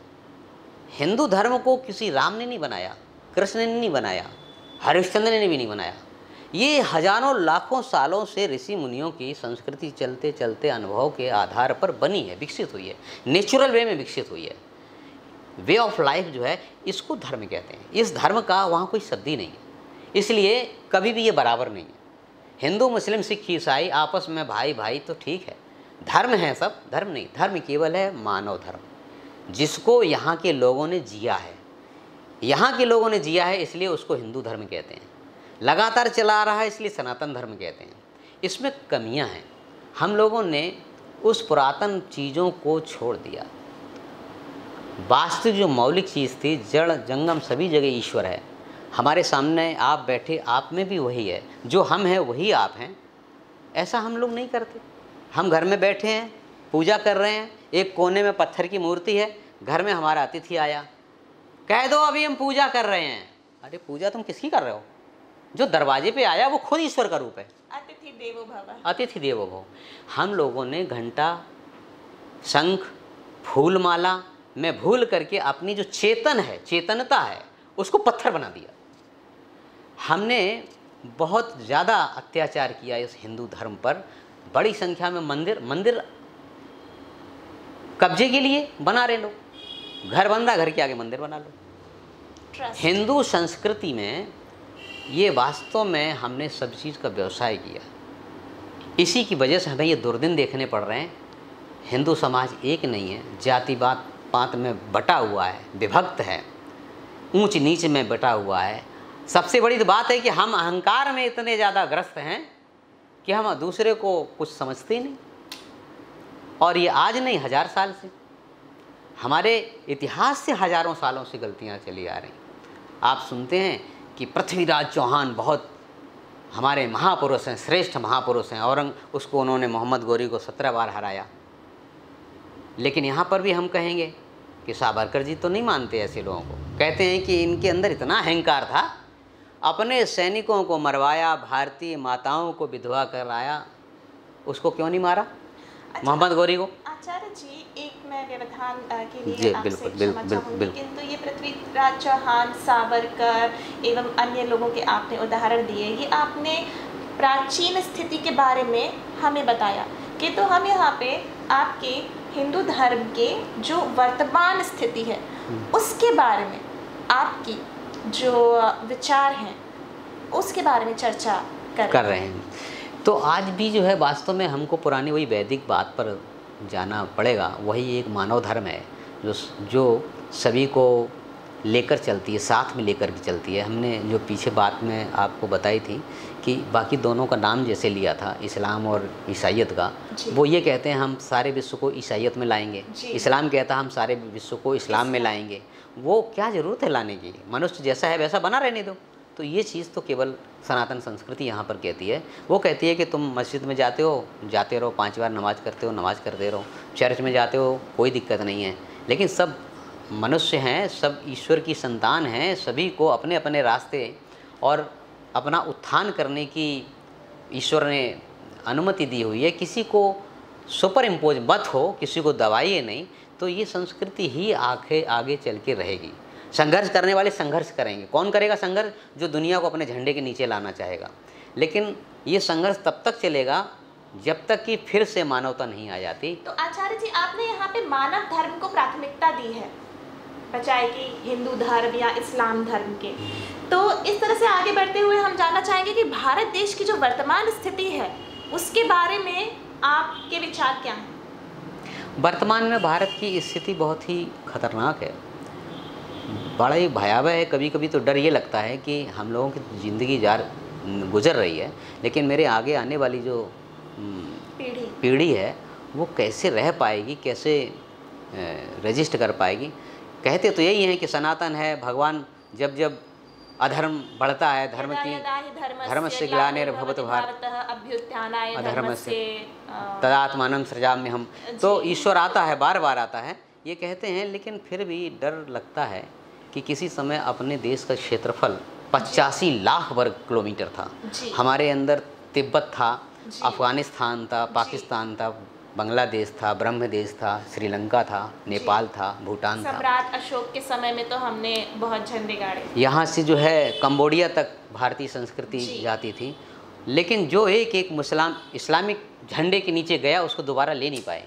और आज जो है कश्मीर की स्थिति भी बड़ी ख़राब हो रही है, आसाम की और बंगाल की भी, केरल की चारों तरफ से। तो डर तो लगता है। और अपने शहरों में, अपने कस्बों में भी ऐसे ऐसे ब्लॉक हो रहे हैं जहाँ पर उनके जब त्यौहार होते हैं सारे रास्ते ब्लॉक कर दिए जाते हैं, आवागमन बंद कर दिया जाता है। आतंकवाद की बहुत समस्या बढ़ती चली जा रही है। तो ये जो आतंकवाद बहुत खतरनाक और होता जा रहा है। और तरह तरह की लव जिहाद पहले मानते नहीं थे लोग, इतने सारे केस आ रहे हैं। उनका तो एजेंडा है बड़ी संख्या में किस तरह से इस्लाम के झंडे के अंतर्गत लोग आएँ। तो बहुत सी बातें तो ऐसी हैं कि जिनको बोला नहीं जा सकता, बताया नहीं जा सकता। घर में हम अपने परिवार में बच्चों को, बहनों को, बेटियों को उनको बता नहीं सकते, लेकिन ऐसी ऐसी चीज़ें हैं जिनको अब घर में चर्चा करना, बताना, अपनी बेटियों को सुरक्षित रखने के लिए सही परिस्थितियां बताने की बड़ी ज़रूरत पड़ रही है। क्योंकि आगे के समय में ये नॉलेज ही एक हथियार बनेगी। हमारे पास नॉलेज नहीं है तो हम बेवकूफ़ बनते रहेंगे, हमारे पास नॉलेज है तो हम बेवकूफ़ नहीं बनेंगे, बेवकूफ़ बनने से बच जाएंगे। जी। तो आचार्य जी, एक तो आपने बात करी यहाँ पे क्षेत्रफल की, कि भारत का क्षेत्रफल पहले की जो तुलना में है वो काफ़ी कम हो गया है। दूसरी बात करी आपने यहाँ पे सुरक्षा की, कि आज के समय में सुरक्षा का बहुत अभाव है। हमें हमारी जो बहू बेटियाँ बहनें हैं उनकी सुरक्षा की पूरे समय हमें चिंता होती रहती है। तीसरा, आपने कोई बिंदु ऐसा नहीं बताया मेरी जानकारी में। तीसरी बात क्या है, समय से 40-50 साल से जो चल रहा देश आज़ादी के बाद से धीरे धीरे करके धर्म की जो प्रतिष्ठा थी पहले शुरू में हम बताएं आपको, जब छोटपन में लोग मुख से कई बार सुनते थे, अरे भैया हम ये काम नहीं करेंगे, अधर्म का काम करेंगे, अपनी ज़िंदगी बर्बाद करेंगे। आपने कभी नहीं सुना होगा ये सब। माने पहले की पीढ़ी कहती थी हम धर्म का काम करेंगे, अधर्म का काम नहीं करेंगे। पहले धर्म कंट्रोल करता था लोगों के व्यवहार को, लेकिन उस अधर्म को तो इन्होंने, चूँकि शासन ऐसा आया, उसने कहा कि कम्युनिस्टों की विचारधारा से प्रभावित आया, उन्होंने कहा धर्म तो अफीम है जी। और धर्म को उन्होंने, चूँकि उनके पास धर्म था नहीं, संप्रदाय था, वो मार्क्सवादी लेनिनवादी वो संप्रदाय था, वो धर्म से मतलब नहीं था, उसको सनातनता से मतलब नहीं था। जो उसके दोस्त थे, माने कम्युनिज्म के जो दोस्त थे, उन्होंने वही इम्पोज कर दिए सनातन संस्कृति पर। और उन्होंने कहा कि चूँकि वहाँ पर जारशाही में, रूस में धर्म खराब था, तो उन्होंने हिंदू धर्म को खराब बता दिया। उसका परिणाम ये हुआ कि पूरे समाज में पैसे की प्रतिष्ठा हो गई। जो धर्म कंट्रोल करता था, धर्म की जगह पर दूसरी सब्स्टिट्यूट चीज़ तो लाए नहीं। जैसे राष्ट्रीय स्वयंसेवक संघ क्या लाया? अखंड भारत, भारत माता को फिर से हम जगत गुरु बनाएंगे। ये प्रेरणा देती उनको श्रेष्ठ कार्य करने के लिए। यहाँ पर धर्म हमको कार्य श्रेष्ठ करने की प्रेरणा देता था। लेकिन कम्युनिस्ट विचारधारा की वजह से इस कांग्रेसी शासन पद्धति ने धर्म को तो नष्ट किया जी और धर्म के नाम पर हिंदू समाज की सारी चीज़ों को नष्ट किया जी और साथ में उसकी जगह पे दूसरी चीज़ लाए नहीं, राष्ट्रभक्ति लाए नहीं। क्या लाए दूसरे? उसमें हुआ क्या, प्रतिष्ठा पैसे को बढ़ाते चले गए। जी। किसी भी प्रकार से कमाओ, जिसके पास जितना ज़्यादा पैसा वो उतना ही सम्मान का पात्र कहलाएगा। जी, मैं आपसे क्षमा चाहूँगी बीच में व्यवधान के, किंतु यहाँ पे आपका तीसरा बिंदु यह था कि धन की प्रतिष्ठा हो गई। विधि धर्म यानी विधि के रास्ते पे ना चलते हुए मनुष्य ने धर्म को महत्ता दी, महत्ता नहीं दी धर्म को। जो धर्म को पहले महत्ता देते थे, धार्मिक प्राथमिकता ना देते हुए धन को प्राथमिकता दी। नहीं, पहले धर्म को प्राथमिकता थी, उससे व्यवहार कंट्रोल्ड होता था। इस शासन पद्धति के समय धर्म को एक किनारे कर दिया, कह दिया धर्म अफीम है, धन को प्राथमिकता देने लगे और धर्म की जगह पर कोई दूसरी चीज लाए नहीं जो कंट्रोल करे। उस अवस्था में क्या हुआ कि हमारे जीवन को कौन कंट्रोल करे जब कोई चीज़ नहीं है। उदाहरण की जैसे संघ क्या ले आया? संघ ले आया अखंड भारत। अब उसमें क्या है कि जब कोई चीज़ हमारे सामने नहीं है तो क्या हुआ, पैसे की प्रतिष्ठा हो गई। जी। अब पैसे की प्रतिष्ठा होने से क्या हुआ, आज के समय में सब जगह सर्वत्र पैसे की तो प्रतिष्ठा। आचार्य जी तीसरा बिंदु यह था कि धर्म के स्थान पर धन को प्राथमिकता दी गई। अब अगले प्रश्न की तरफ हम अग्रसर होते हुए आचार्य जी से यह जानना चाहेंगे कि विश्व परिदृश्य के बारे में आपके क्या विचार हैं? वैश्विक परिदृश्य के बारे में आपके विचार जानना चाहेंगे हम। वैश्विक परिदृश्य में भी आप देखिए कि कोशिश तो सभी लोग करते हैं, अखिल विश्व में शांति हो, सुख शांति हो। संयुक्त राष्ट्र संघ बना हुआ, सुरक्षा परिषद बनी हुई है। सौभाग्य से जिस समय हमारा इंटरव्यू हो रहा है, इस समय सुरक्षा परिषद में 1 महीने के लिए भारत को प्रेसिडेंट से मिली हुई है। 2-3 दिनों पहले से ये हुआ है और उसमें इस समय आतंकवाद इस विषय को काफ़ी ज़ोरदारी के साथ पुटअप कर रहे हैं।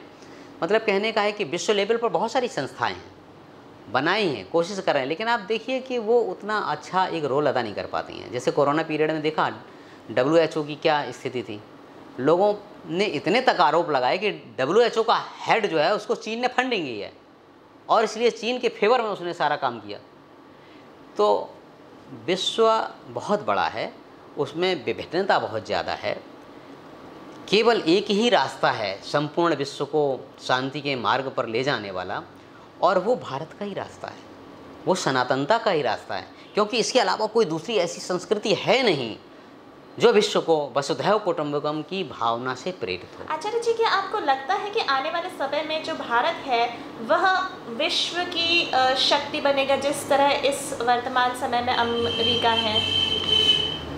अब इसमें देखिए एक चीज़ कि भारत तो बहुत समय से सनातन है, विश्वास यही रखना चाहिए कि भारत ही विश्व को लीड करेगा जी। लेकिन बहुत सी चीज़ें अब ये ध्यान में आ रही हैं कि विश्व के देशों में, जहाँ अमेरिका हो, इंग्लैंड हो, कृष्णा कॉन्शियसनेस के मंदिर बन रहे हैं, लोग जी धर्म की ओर जा रहे हैं, संस्कृति का अध्ययन कर रहे हैं। जिन चीज़ों को हम छोड़ रहे हैं वो बाहर लोग अपना रहे हैं। इस्कॉन मंदिर बन रहे हैं। एक जगह किसी में आया था कि 4 में से 1 व्यक्ति इस्लाम छोड़ने के कोई पश्चिम का देश था और वो जो है मानवता की ओर जा रहे हैं। तो जब ये भी चीज़ें कुछ दिखती हैं, हो सकता है कि बाहर से लौटकर फिर भारतीय संस्कृति, हिंदू संस्कृति हिंदुस्तान में आए। बाहर के लोग रियलाइज़ कर रहे हैं, अगर सब लोग मिल करके आतंकवाद के साथ ठीक नीति अपनाते हैं, आतंकवाद शीघ्रता से पराजित अगर होता है तो उतनी ही शीघ्रता से विश्व शांति का एक संदेश फैल सकता है। विश्व शांति का संदेश वही होगा जो पुराना वैदिक संस्कृति का भारत का है, चाहे वो भारत से जाए, चाहे बाहर के दूसरे देश से आए। दूसरे देश से भी अगर वो कहते हैं कि नहीं, हम सारे विश्व में शांति ले जाना चाहते हैं, कोई छोटा बड़ा नहीं, सब देश विश्व संस्कृति के चिन्ह होंगे, तो यही तो भारतीय संस्कृति है। हो सकता है कि भारत ही इस चीज़ को आगे ले जाए, या हो सकता है कि बाहर से इंटरनेशनल स्तर पर ही इस चीज़ को रियलाइज़ किया जाए। आचार्य जी, क्या आप इस बात से सहमत हैं कि जो विदेशी हैं वो भारत में आके योग और ध्यान जैसी जो ज्ञान है वो सीख के जाते हैं और फिर अपने देश में व्यवसाय करते हैं, धन कमाते हैं, अधिक हो जाते हैं बलशाली, और फिर हमें एक तरह से हमारा शोषण करते हैं? इस तरह की जो योग वाले बाहर जाके सीखेंगे, योग सिखाएंगे, तो वो शोषण कैसे कर पाएंगे अपने यहाँ का? जैसे आपने योग शब्द बोला, धन कमाएंगे, हर धन कमाने का एक अधिकार है। आचार्य जी, यदि आप संघ अथवा संघ परिवार के बारे में कोई जानकारी देना चाहें तो कृपया बताएं। राष्ट्रीय स्वयंसेवक संघ की स्थापना 1925 में डॉक्टर हेडगेवार जी ने की थी। वास्तव में उस समय की स्थिति ऐसी थी कि लग रहा था आगे चल के देश का विभाजन हो जाएगा। डॉक्टर साहब स्वयं कांग्रेस में थे। उस समय गांधी जी का पदार्पण हो रहा था लाल, और लोकमान्य बाल गंगाधर तिलक का 1920 में निधन हो गया। उसमें एक आंदोलन चला था, असहयोग आंदोलन, देश को आज़ाद करने के लिए, लेकिन दुर्भाग्य से खिलाफत आंदोलन भी उसी में जोड़ दिया गया। उसकी वजह से क्या हुआ, ऐसा लग रहा था कि अब स्थितियाँ बिगड़ती चली जाएंगी और देश विभाजित होगा।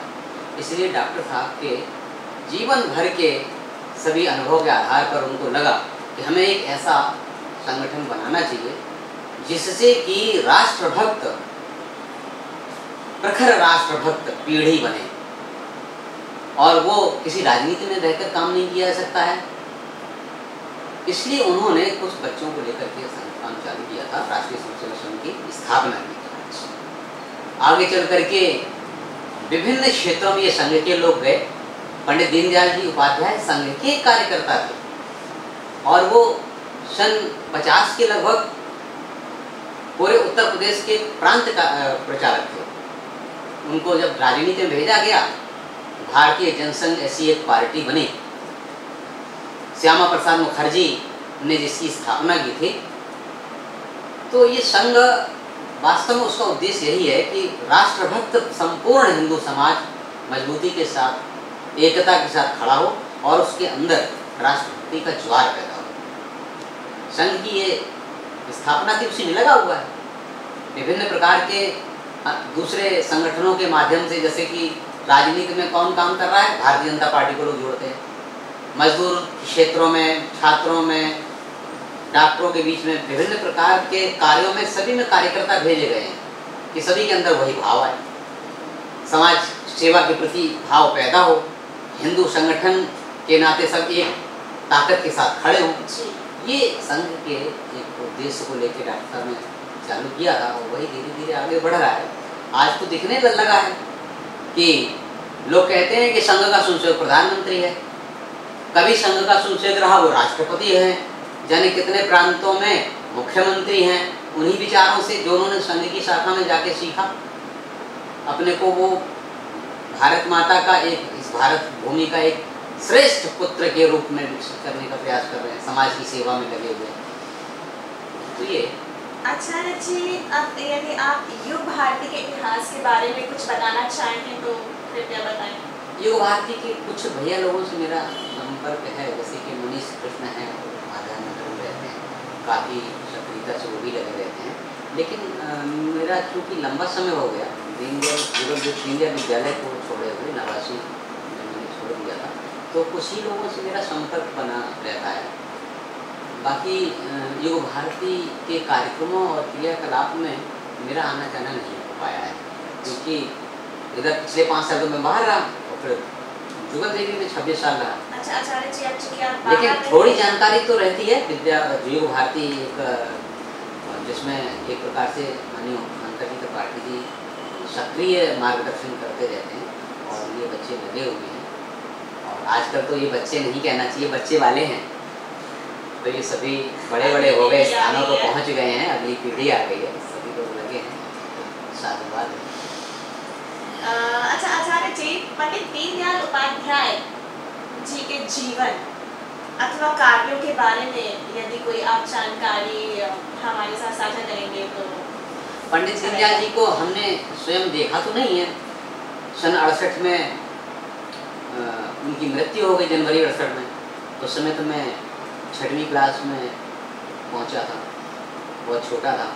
लेकिन पढ़ा है, पंडित दीनदयाल जी के जीवन के बारे में पढ़ा है, कुछ लोगों से सुना भी है, प्रत्यक्ष लोगों से सुना भी है।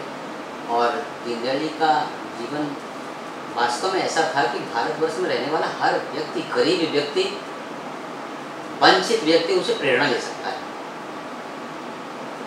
उनका जीवन बहुत ही विषम परिस्थितियों में, माता पिता दोनों नहीं रहे, घर में पालन पोषण करने वाला कोई नहीं, मामा के यहाँ कहीं रह करके पालन पोषण हो रहा है, पढ़ने के लिए किताबें नहीं हैं। मेरे भाई की किताबों को रात में जब वो सो जाता था, वो रात में बैठ कर वो पढ़ते थे। उनका जीवन बहुत ही विषम परिस्थितियों में रहा, लेकिन देश के लिए, समाज के लिए काम करने की आग बिल्कुल कम नहीं है। उनका कहते हैं कि इधर एसडी कॉलेज में उन्होंने, पंडित जी ने एडमिशन लिया था।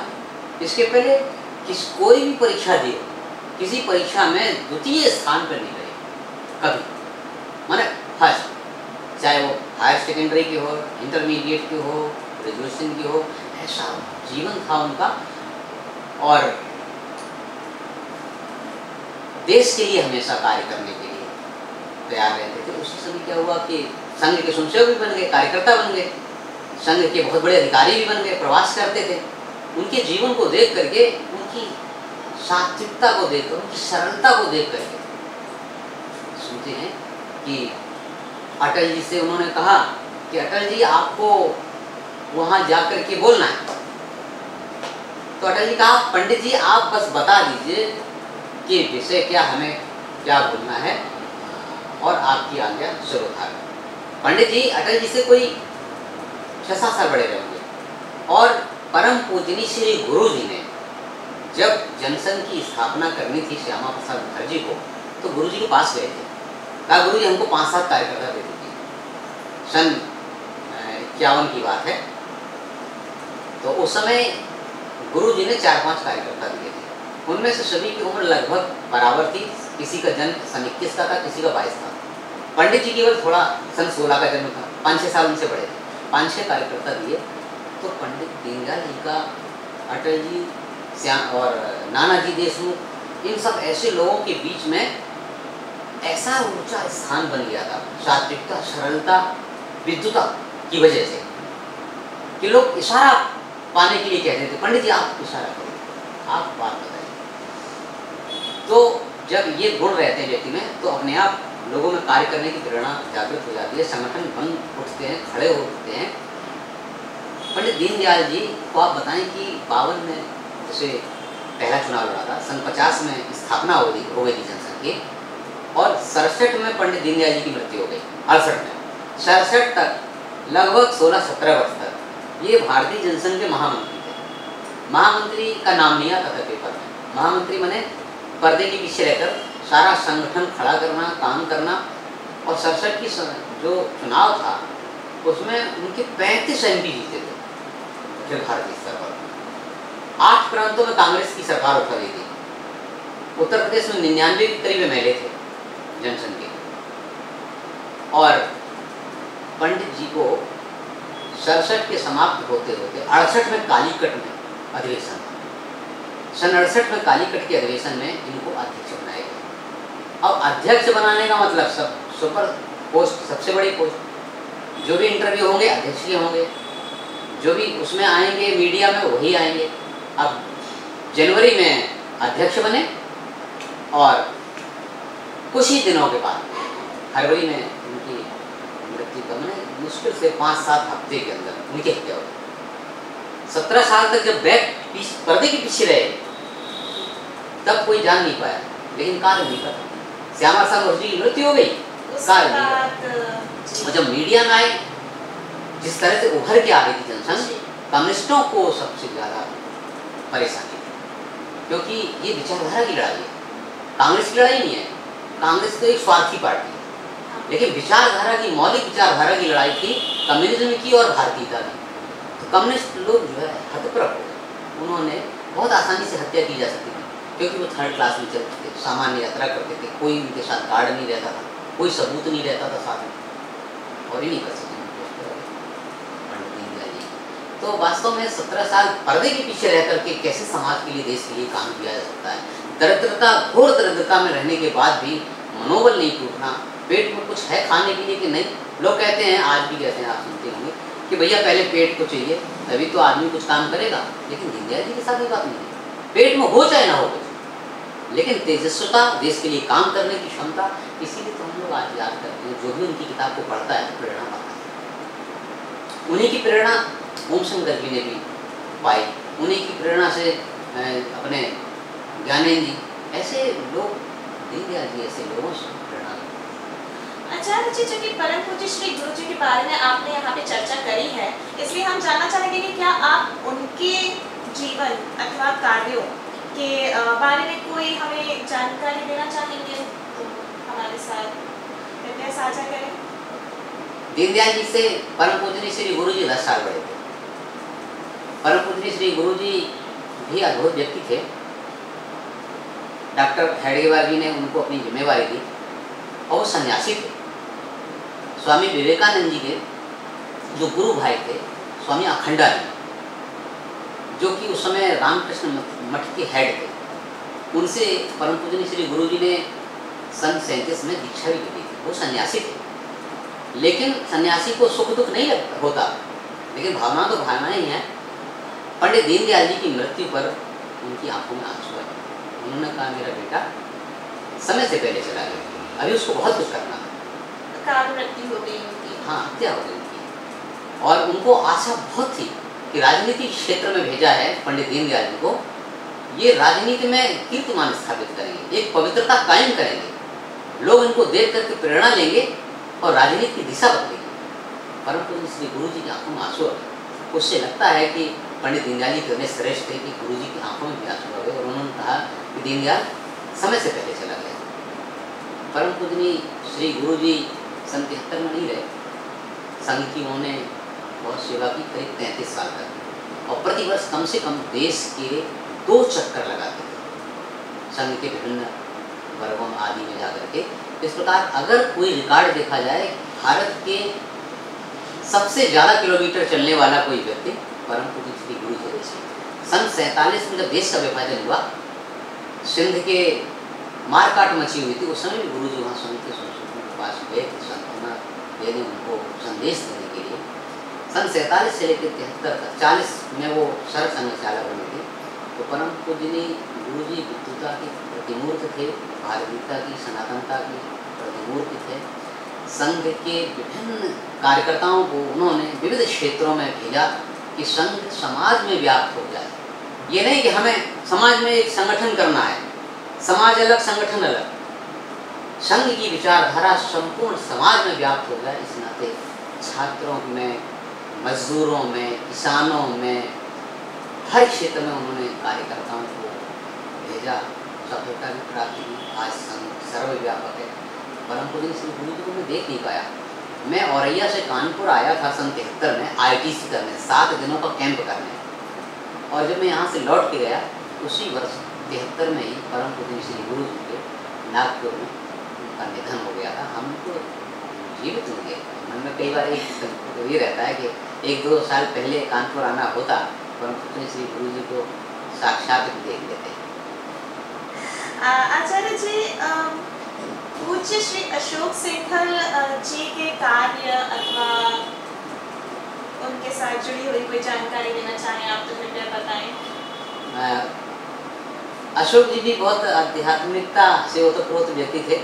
अशोक सिंघल जी कानपुर में 17 साल लगातार रहे। सन 77 में जब वो यहाँ से और दिल्ली गए तो 77 में 17 घटा दीजिए, मैंने 1960 से 77 तक कानपुर में रहे। नगर प्रचारक, फिर नगर के ऊपर की जिम्मेवारी, फिर और ऊपर की जिम्मेवारी, ऐसे करके रहे। इमरजेंसी थी उस समय 25-26 सन 75-76-77 में, उस समय अशोक जी यहीं पर थे। इमरजेंसी के दौरान तो बहुत भय की स्थिति थी, लोग सरकार के विरोध में बात नहीं करते थे, संघ की सारी गतिविधियाँ रुक गई थी। लोग बताते हैं कि उस समय माता जी यहाँ कानपुर में DIG थे उनके छोटे भाई, उनको डांट दिया था, अशोक को पकड़ा तो समझ लेना। अशोक जी बहुत श्रेष्ठ परिवार से और अच्छे परिवार से थे। 7 भाइयों में वो बीच का स्थान रखते थे। उनके सभी भाई कोई उद्योग से जुड़ा, कोई ब्यूरोक्रेट से जुड़े, बहुत ही प्रतिष्ठित परिवार था। एक बार मुझे मौका मिला, संघ कार्यालय जनरलगंज में अशोक जी आए थे। उसमें पैंट शर्ट पहनते थे, नहीं तो प्रचारक सामान्य का कुर्ता 2-3 पहनते। रात में 9 बजे आए, मैं दौड़ करके गया हलवाई के यहाँ से जाकर के एक पाव दूध लाया, तुरंत चाय बनाई और दूध की सारी मलाई जो है 1 कप में कर दी। अशोक जी के साथ एक और कार्यकर्ता थी और मैंने चाय ले करके ऐसे उनके सामने प्रस्तुत की। जिसमें मलाई थी वो अशोक जी की तरफ, जिसमें मलाई कम थी वो उस यंग कार्यकर्ता की। हमें एहसास भी नहीं कराया, होने दिया, और उन्होंने दोनों कप अपने हाथ से ले लिए, हमारे हाथ से ले लिए, हमारे हाथ से लेके ऐसे बदल दिया, मलाई वाला उस लड़के को, कार्यकर्ता को, और बिना मलाई वाला अपना। तो मैं बाद में सोचता रहा कि हमने बदतमीजी की क्या कि मलाई एक में क्यों डाली, दोनों में क्यों नहीं डाली। मैं एक छोटा सा ये उदाहरण इसलिए बता रहा हूँ कि कार्यकर्ता निर्माण के लिए श्रेष्ठ लोग कितनी छोटी छोटी बात करते हैं, तब कार्यकर्ता निर्माण होते हैं। अगर वो मलाई वाला पी जाते तो उसके मन के अंदर क्या भाव रहता, यार इसमें तो मलाई ज़्यादा थी, हमें मिल जाती। तो ऐसा एक अशोक जी के साथ भी मेरा संघ कार्यालय जनरल का था। हम लोग तो उनको दूर से कार्यक्रमों में मंच पर उनका भाषण सुनते थे, देखते थे। YouTube पर उनके गीत भी पड़े हुए हैं, बहुत अच्छे गायक भी थे। पुराने लोग जो संघ का कार्य को जिन्होंने बढ़ाया है वो बहुत प्रतिभा संपन्न थे। वे स्टूडेंट लाइफ में तो श्रेष्ठ छात्र तो थे ही, इसके बाद भी हर चीज़ में आगे थे। आचार्य जी, पूज्य श्रीमती सुशीला बूजी के जीवन एवं कार्यों के बारे में यदि आप हमें कोई जानकारी देना चाहें तो कृपया बताएं। दुर्भाग्य मेरा था कि बूजी को देख नहीं पाए, दर्शन नहीं किया, लेकिन लोग सुनते हैं कि पंडित दीनदयाल विद्यालय जो निर्माण हुआ है तो कुछ विषम परिस्थिति थी, कुछ राशि कहाँ से आए, धन कहाँ से आए। संघ के कार्यकर्ता वहाँ पर बूजी के पास जाते थे, खासतौर से भावराज जी का बड़ा सम्मान करती थी, ऐसा मैंने सुना है। और एक अनंत रामचंद्र गोखले जी थे, वो कानपुर में रहे थे, बूजी वरिष्ठ साहब के यहाँ उनका भी आना जाना बहुत था। तो भावराज जी के को ही उन्होंने कहा था बूजी ने कि एक दीनदयाल किया गया, हम दीनदयाल विद्यालय की स्थापना करेंगे और वहाँ पर दीनदयाल बच्चे पढ़ करके दीनदयाल बनकर निकलेंगे। तो बूजी की धार्मिक प्रवृत्ति की महिला थी और कहते हैं, लोग बताते हैं कि उन्होंने कहा कि पैसे की कमी नहीं आने देंगे और हम जो है अपना स्वयं का पैसा देंगे और उसमें लगाएंगे विद्यालय में। इससे शायद उन्होंने अपने गहने हाँ ये सुना है। तो उन्होंने और एक चीज़ और कह दी थी, आपको मालूम हो कि हमारे दीनदयाल विद्यालय का अध्यापक बाहर जितना पैसा मिलता है उससे 50 रुपये ज़्यादा पाएगा।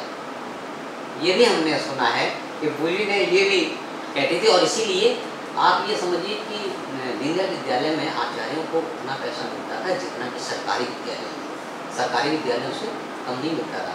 उस समय जितना मिलता था वो बात अलग है कि सन 95 में कहीं 5वां वेतन आयोग आया तो सरकार के पास तो बजट होता है, चाहे कितना दे दे, लेकिन एक प्राइवेट संस्था के लिए जो फीस से ही चलनी है उसे पैसा निकालना मुश्किल होता है।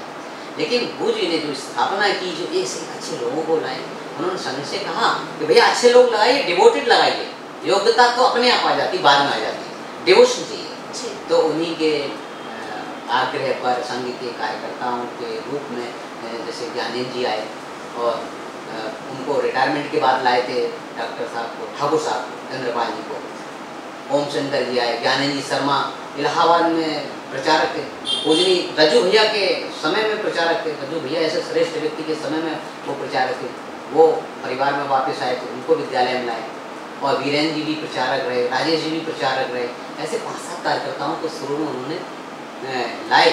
यहाँ तक कि किसी के पास विषय नहीं था। अब जब ऐसे लाएंगे तो कोई पक्का है, मालूम कि हिंदी का भी आ गया, गणित का भी आ गया, मैथ का तो नहीं था विषय लोगों के पास। मैंने कैसे पढ़ाते थे, लोग बताते हैं कि गणित है वो फिजिक्स पढ़ाते थे, हिंदी भी पढ़ा देते थे, ऐसे तक शुरू हो। लेकिन 5-7 वर्षों में विद्यालय कहाँ से कहाँ पहुँचा, नहीं लोगों की मेहनत रंग लाई अंत जगतवा। आचार्य जी, पूज्य श्री नरेंद्रजीत सिंह जी के निजी जीवन अथवा उनके कार्य के बारे में यदि आप कोई जानकारी देना चाहें तो कृपया हमें बताएं। सन 74 में शायद मैं 11वीं क्लास में पढ़ता था। उस समय राष्ट्रीय स्वयंसेवक संघ का विभाग स्तर का एक कार्यक्रम होता फरक्कावाल में। उस समय मैं गया था। पूजनीय बाला साहब जी दिवस का वो पहला प्रवास था परम पूजनीय श्री गुरु जी के निधन के बाद। तो मुझे याद है मैं बालक था उस समय और मंच पर माननीय बैरिस्टर नरेंद्र सिंह जी आए और उस समय सन 74 में उनकी क्या उम्र रही होगी और आप समझ सकते हैं लंबे गोरे सुंदर दूर में बैठे थे, मंच काफ़ी आगे था। अपने आप हाथ जोड़े कहा कि देखो हमारे ये प्रांत संघचालक हैं, बैरिस्टर साहब हैं। ये वो पहला दर्शन था। फिर कानपुर आए तो मैं 80 से 85 तक उन्हीं के कैंपस में रहा। उनके कैंपस में संघ कार्यालय करके 2-3 कमरे थे, तो मैं संघ कार्यालय वाले कमरे में रहता था। बैरिस्टर साहब का जो मुख्य भवन है कैंपस के अंदर ही था कार्यालय, तो मैं देखता था कभी लॉन में टहलते हुए कार्यक्रमों में उनके।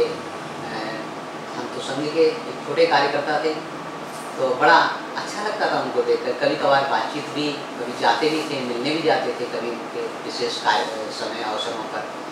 बैरिस्टर साहब पर्सन ऑफ वैल्यू, एक सैद्धांतिक व्यक्ति थे। उनका व्यक्तित्व भी अच्छा था और साथ साथ उनका जो चरित्र और अन्य उससे जुड़े हुए अनुकरणीय था। आप ऐसे समझिए कि प्रांत संघचालक के रूप में बैरिस्टर साहब को पा करके संघ जो है कृतज्ञ हुआ।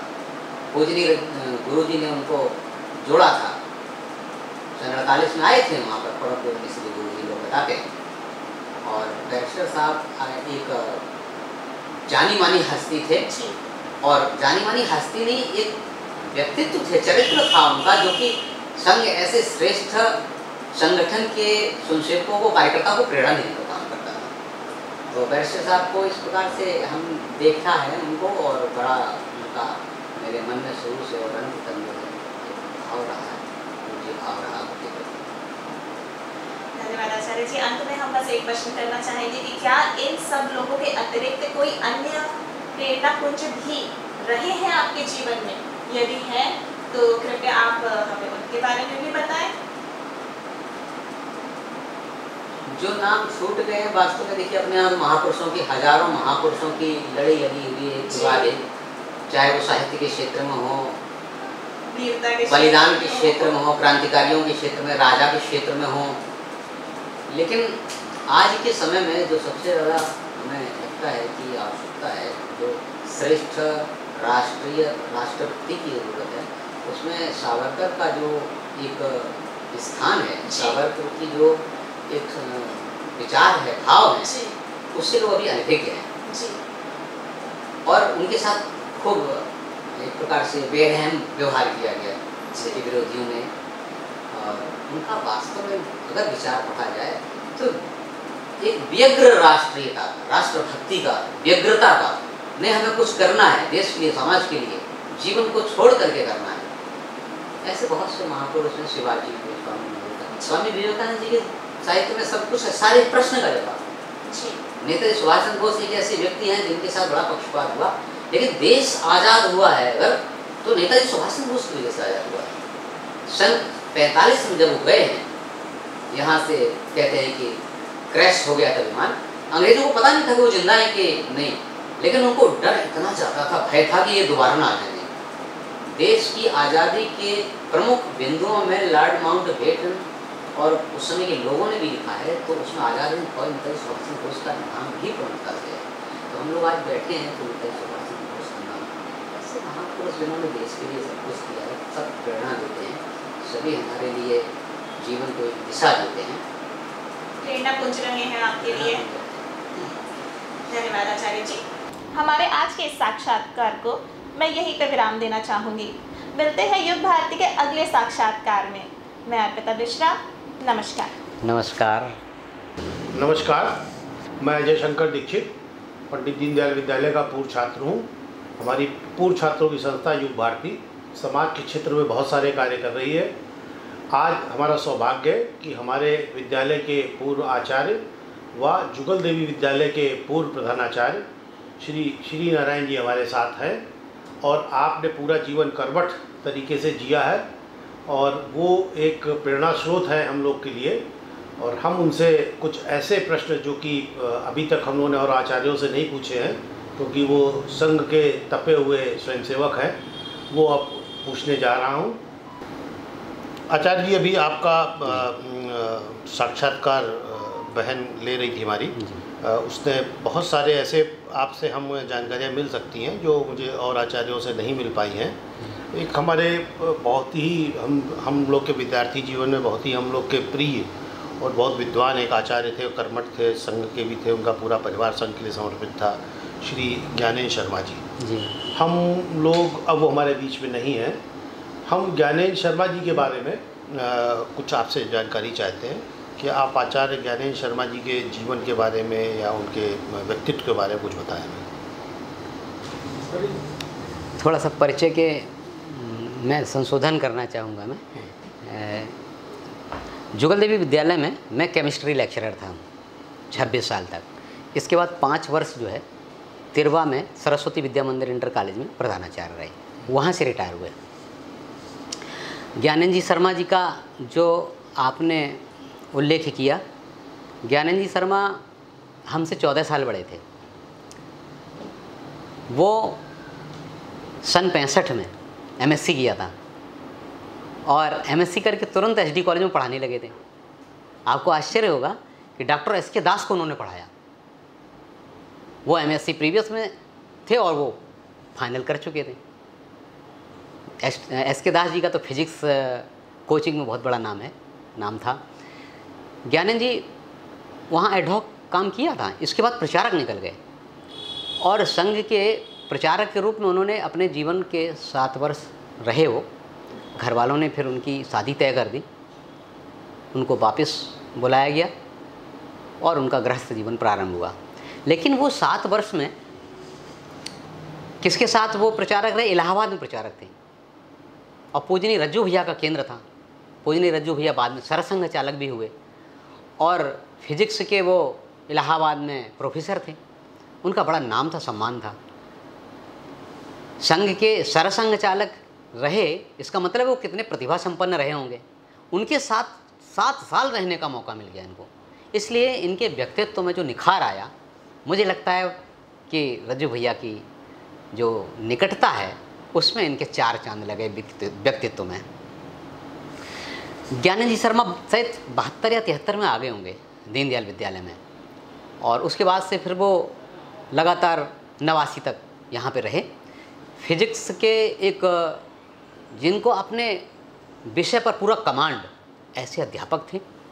उच्चारण बड़ा स्पष्ट, उसकी आवाज़ कहाँ तक कितनी ज़ोर से बोलना पहुँचनी चाहिए, साफ उनका उच्चारण, गति, पढ़ाने का ढंग, सब कुछ अनुकरणीय था। अगर उनकी क्लास में जाके बैठ जाए कोई भी अध्यापक, निश्चित रूप से कुछ ना कुछ मिलेगा उनको।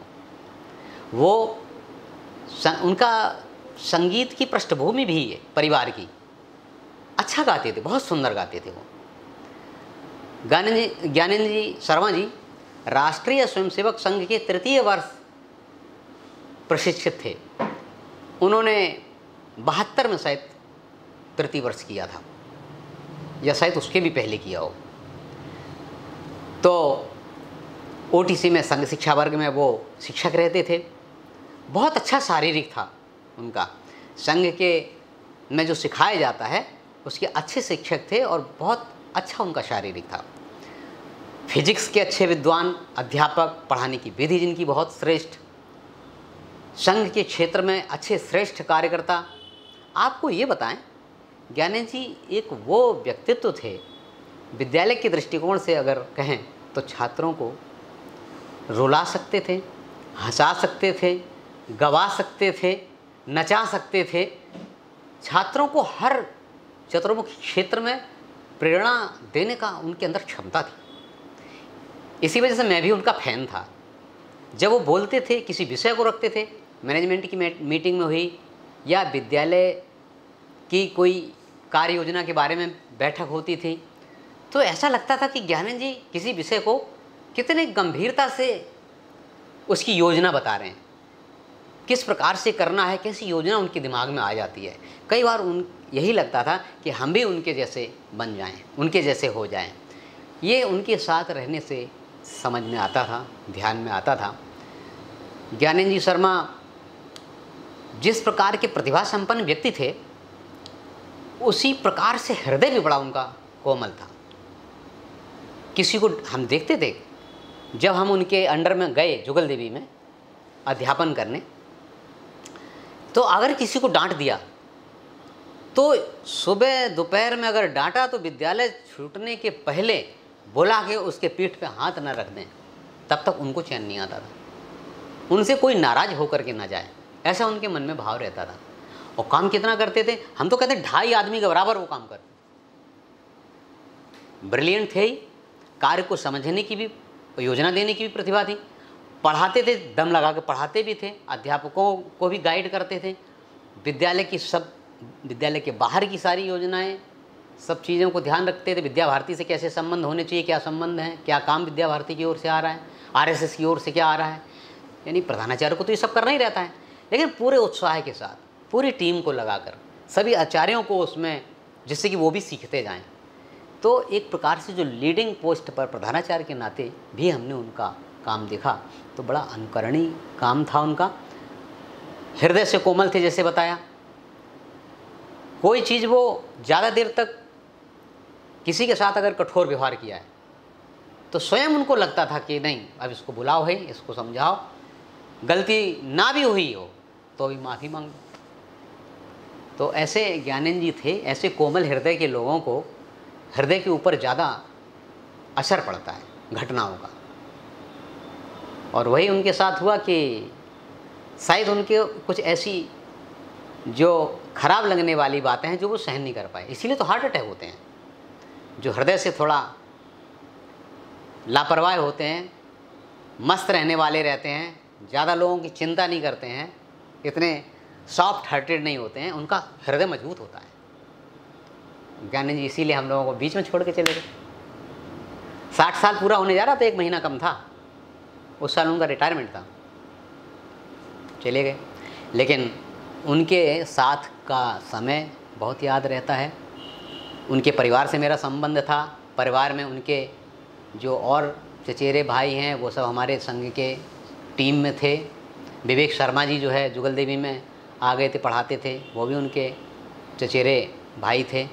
बड़ा अच्छा परिवार था, उनसे बहुत कुछ सीखने को मिला हमको। हम तो उनके फ़ैन थे। अगर वो कोई चीज़ कह दें तो वो पक्का होना ही है, उनकी बात को ना माने तो मुझे चैन ही नहीं था। अच्छा आचार्य जी, आपने दीनदयाल विद्यालय में 2 वर्ष कार्य किया? नहीं, 8 वर्ष। 8 वर्ष किया। 81 से 89 तक। और जुगल देवी में 26 साल। 26 वर्ष।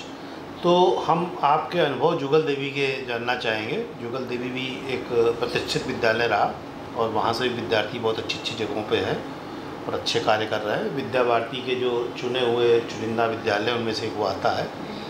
तो कुछ वहाँ की ऐसी अच्छाइयाँ जो हमें पता चले और हम लोग के लिए अनुकरणीय हो। जुगल देवी विद्यालय में चूँकि इंटर हुआ था और मुझे अवसर मिला कि यहीं कानपुर में ही रहते हमें लेक्चररशिप मिल सकती है। ज्ञानेंद्र जी ने हमको कहा कि तुम यहाँ आ सकते हो, इंटर हो रहा है और तुम इंटर क्लास मिलेगी तुमको। अपने विद्यालय में, पंडित दीनदयाल विद्यालय में मैं इंटर की प्रैक्टिकल लेता था और 9th-10th में साइंस पढ़ाते थे, केमिस्ट्री पढ़ाते थे। तो मुझे लगा कि ये तो बहुत उपयुक्त अवसर है और मैंने वहाँ अप्लाई कर दिया। मेरा वहाँ हो गया, मैं चला गया। और ज्ञानेंद्र जी के साथ में मैंने 89 से लेकर 2005 तक वो रहे, उनके साथ काम किया, उनके नेतृत्व में काम किया, उनकी योजनाओं के अनुसार काम किया। और विद्यालय को वास्तव में अगर हम कहें, जुगल देवी विद्यालय जो आज भी जो नाम है वो उसी काल की वजह से है। ज्ञानेंद्र जी समय जो प्रधानाचार्य होने के नाते विद्यालय ने जो ख्याति अर्जित की, जो उन्होंने योजना दे करके विद्यालय को ऊंचा उठाया, वो एक्सट्रीम पर ले गए। एक प्रकार से CBSE का विद्यालय था ये, पंडित दीनदयाल विद्यालय यूपी बोर्ड का विद्यालय था। तो जुगल देवी विद्यालय को जो भी एक योजना और जो ऊंचाई पर ले जाने का काम है, उसमें मैं समझता हूँ कि ज्ञानेंद्र जी शर्मा जी का बहुत बड़ा योगदान है। सारी सुविधाएं तो मुहैया कराता है, मैनेजमेंट मुहैया कराता योजना, लेकिन इम्प्लीमेंट करने का काम जो है प्रधानाचार्य और उनकी टीम को रहता है। तो इस नाते उनका बड़ा योगदान रहा ज्ञानेंद्र जी का। हमने तो जैसा उन्होंने कहा वैसा किया, जो जो काम दिया उसको वही काम करते रहे। मान अपमान का कभी चिंता ही नहीं की। ये जिम्मेवारी हमसे ले ली गई तो हम दुखी हो जाएं, दूसरी जिम्मेवारी में दूसरी चीज़ सीखने को मिलेगी। जितनी ज़्यादा जिम्मेवारी बदलें उतनी ज़्यादा सीखने को मिलेगा। ये ज्ञानेंद्र जी शर्मा जी से हमने सीखा भी और उनके साथ रह कर के हमने किया भी। मुझे लगता है कि यही सब चीज़ें रहती हैं जिनकी वजह से कोई संस्था ऊंची उठती है। योजनाबद्ध ढंग से एक परिवार के रूप में मिलजुल करके काम करने की जो एक इंटरेस्ट है लोगों का, अगर बन जाता है, परिवार के रूप में काम करते हैं लोग, तो संस्था ऊंची उठती है। यही सब चीज़ें सीखने को मिली, वही सब चीज़ें हम लोगों ने किया। अच्छा जी, आपने आखिरी समय में कोई तीसरे विद्यालय में एज ए प्रधानाचार्य कार्य किया आपने, तो वो कैसे आपका चेंज हुआ? यहाँ तो आपको दीनदयाल विद्यालय से ज्ञानेंद्र जी लेकर के आए, वो कैसा विद्यालय था और उसका अनुभव क्या रहा आपका? आपको बताएं, एक बार ज्ञानेंद्र जी शर्मा जी ने हमसे बुला के कहा कि तुमको उरई आना है प्रिंसिपल बन गए। तो मैं भौचक रह गया। मैं ये सोचने लगा, ज्ञानेंद्र जी हमको अपने से दूर कर रहे हैं, ये हमसे नाराज़ हैं, बात क्या हो गई? हमें तो मालूम नहीं कि ऐसी कौन सी बात हो गई कि ये हमको जुगल देवी विद्यालय से हटाना चाहते हैं। तो मैं चुप रहा और लौट आया अपने डिपार्टमेंट में। फिर एक आध घंटे तक सोचता रहा, यार इतनी जोर नाराज़ हो गए ज्ञानेंद्र जी हमसे कि हमको अपने से दूर हटाना चाहते हैं।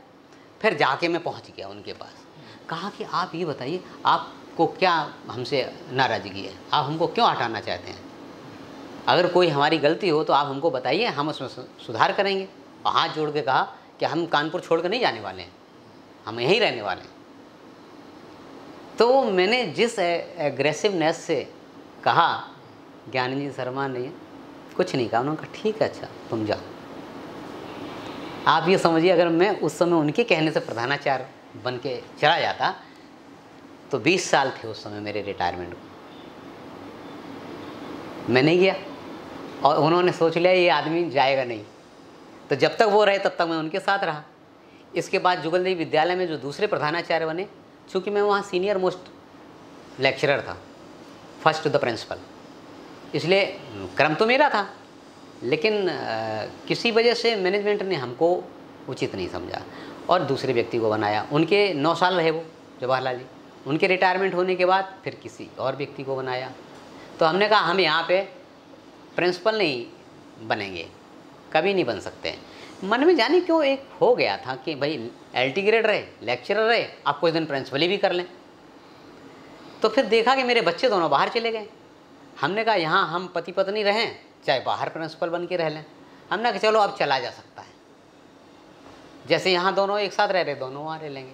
तो हमें प्रपोजल आया विद्या भारती से, कहा बहुत पढ़ा लिया। वो थे रामकरण सिंह जी, प्रांत प्रदेश निरीक्षक थे, लखनऊ से फ़ोन आया उनका, बहुत पढ़ा लिया, अब तुमको जाना है वहाँ पे काम करना है प्रधानाचार्य बन के, लखनऊ आ जाओ, बात करो आके। तो मैंने कहा कि अब बुलाया है तो लखनऊ जाके सामने ही बात करना होगी। सामने बात करने पहुँचे हम। अब वहाँ जब हम पहुँचे तो रामकरण सिंह जी बात जो कर रहे थे किसी दूसरे प्रिंसिपल से, किसी को डपट रहे, किसी को कुछ कह रहे। माने हमने उतनी थोड़ी देर में देखा, हमने यार बड़ा दंदफंदी काम है ये। प्रधानाचार्य माने फ्लैट बात ही नहीं कोई करता है, अधिकारी और प्रधानाचार्य बहुत पॉलिटिकल बात करता। फिर मैंने हाथ जोड़ उसमें निवेदन किया, भाई साहब हम आए तो थे आपके बुलाने के लिए, लेकिन हमें लगता है प्रिंसिपल ही हमारे बस की है नहीं, हमें वहीं बने रहने दो, आप हमसे प्रसन्न रहिए और हमें वहीं काम करने दीजिए। जुगल देवी विद्यालय में है, हमें लगता है एक प्रधानाचार्य अपने बस का है नहीं। कहा देखो एक दिन का टाइम है, सोच लो, विचार कर लो, हमारा तो यही कहना है कि हम भेज रहे हैं, तुम चले जाओ। और उसी समय वहाँ के तिरवा के मैनेजर साहब आने वाले थे कानपुर, और 1-2 दिनों के बाद वो हमारे घर आ गए। कहा आप मेरे साथ चलिए तो आपको बहुत अच्छा लगेगा। आपको कोई परेशानी नहीं होगी। तो हमने कहा आप देखो शायद ईश्वर को ये मंजूर है, चलो चले गए।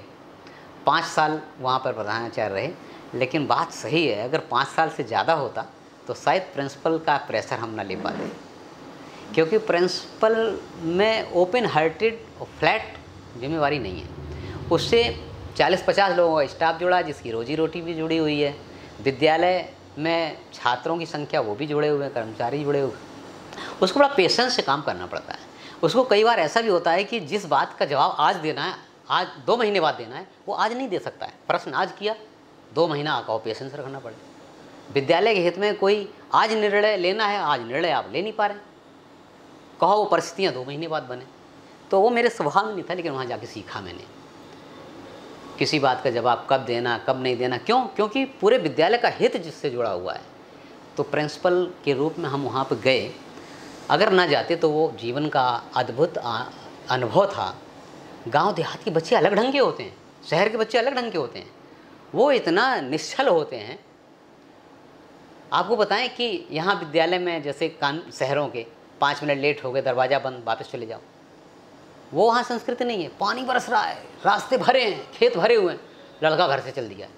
स्कूल आते 15-15 किलोमीटर से आ रहे हैं, साइकिल से आ रहे हैं। अब किसी तरह से बच्चा आ गया, 1 घंटा चलते चलते बरसात में, अब वहाँ हम गेट लगा के बंद नहीं कर सकते, नहीं कह सकते कि वापस जाओ। वहाँ फिर हमने देखा, अरे ये पढ़ने के लिए इतनी दूर से चले आ रहे हैं। ठीक है, भीग गए, कपड़े उतारो, निचोड़ो, फिर पहनो, हवा खाओ, बैठो फिर।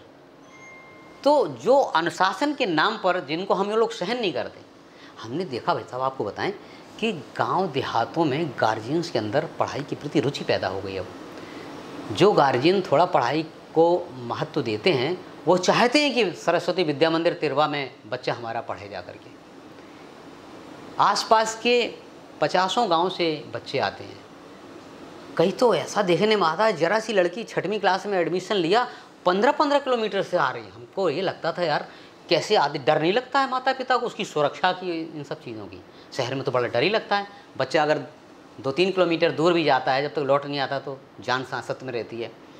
तो आपको बताएं कि आसपास से गांवों से जो भी पढ़ने में अच्छे बच्चे हैं, वो सब बच्चे खींचे चले आते थे। वैसे सरस्वती विद्या मंदिर तिरवा से ज़्यादा संख्या के वहाँ और दूसरे विद्यालय भी थे, 4-4 हज़ार संख्या वहाँ पे, लेकिन पढ़ने वाले बच्चे सब यहीं पर आते।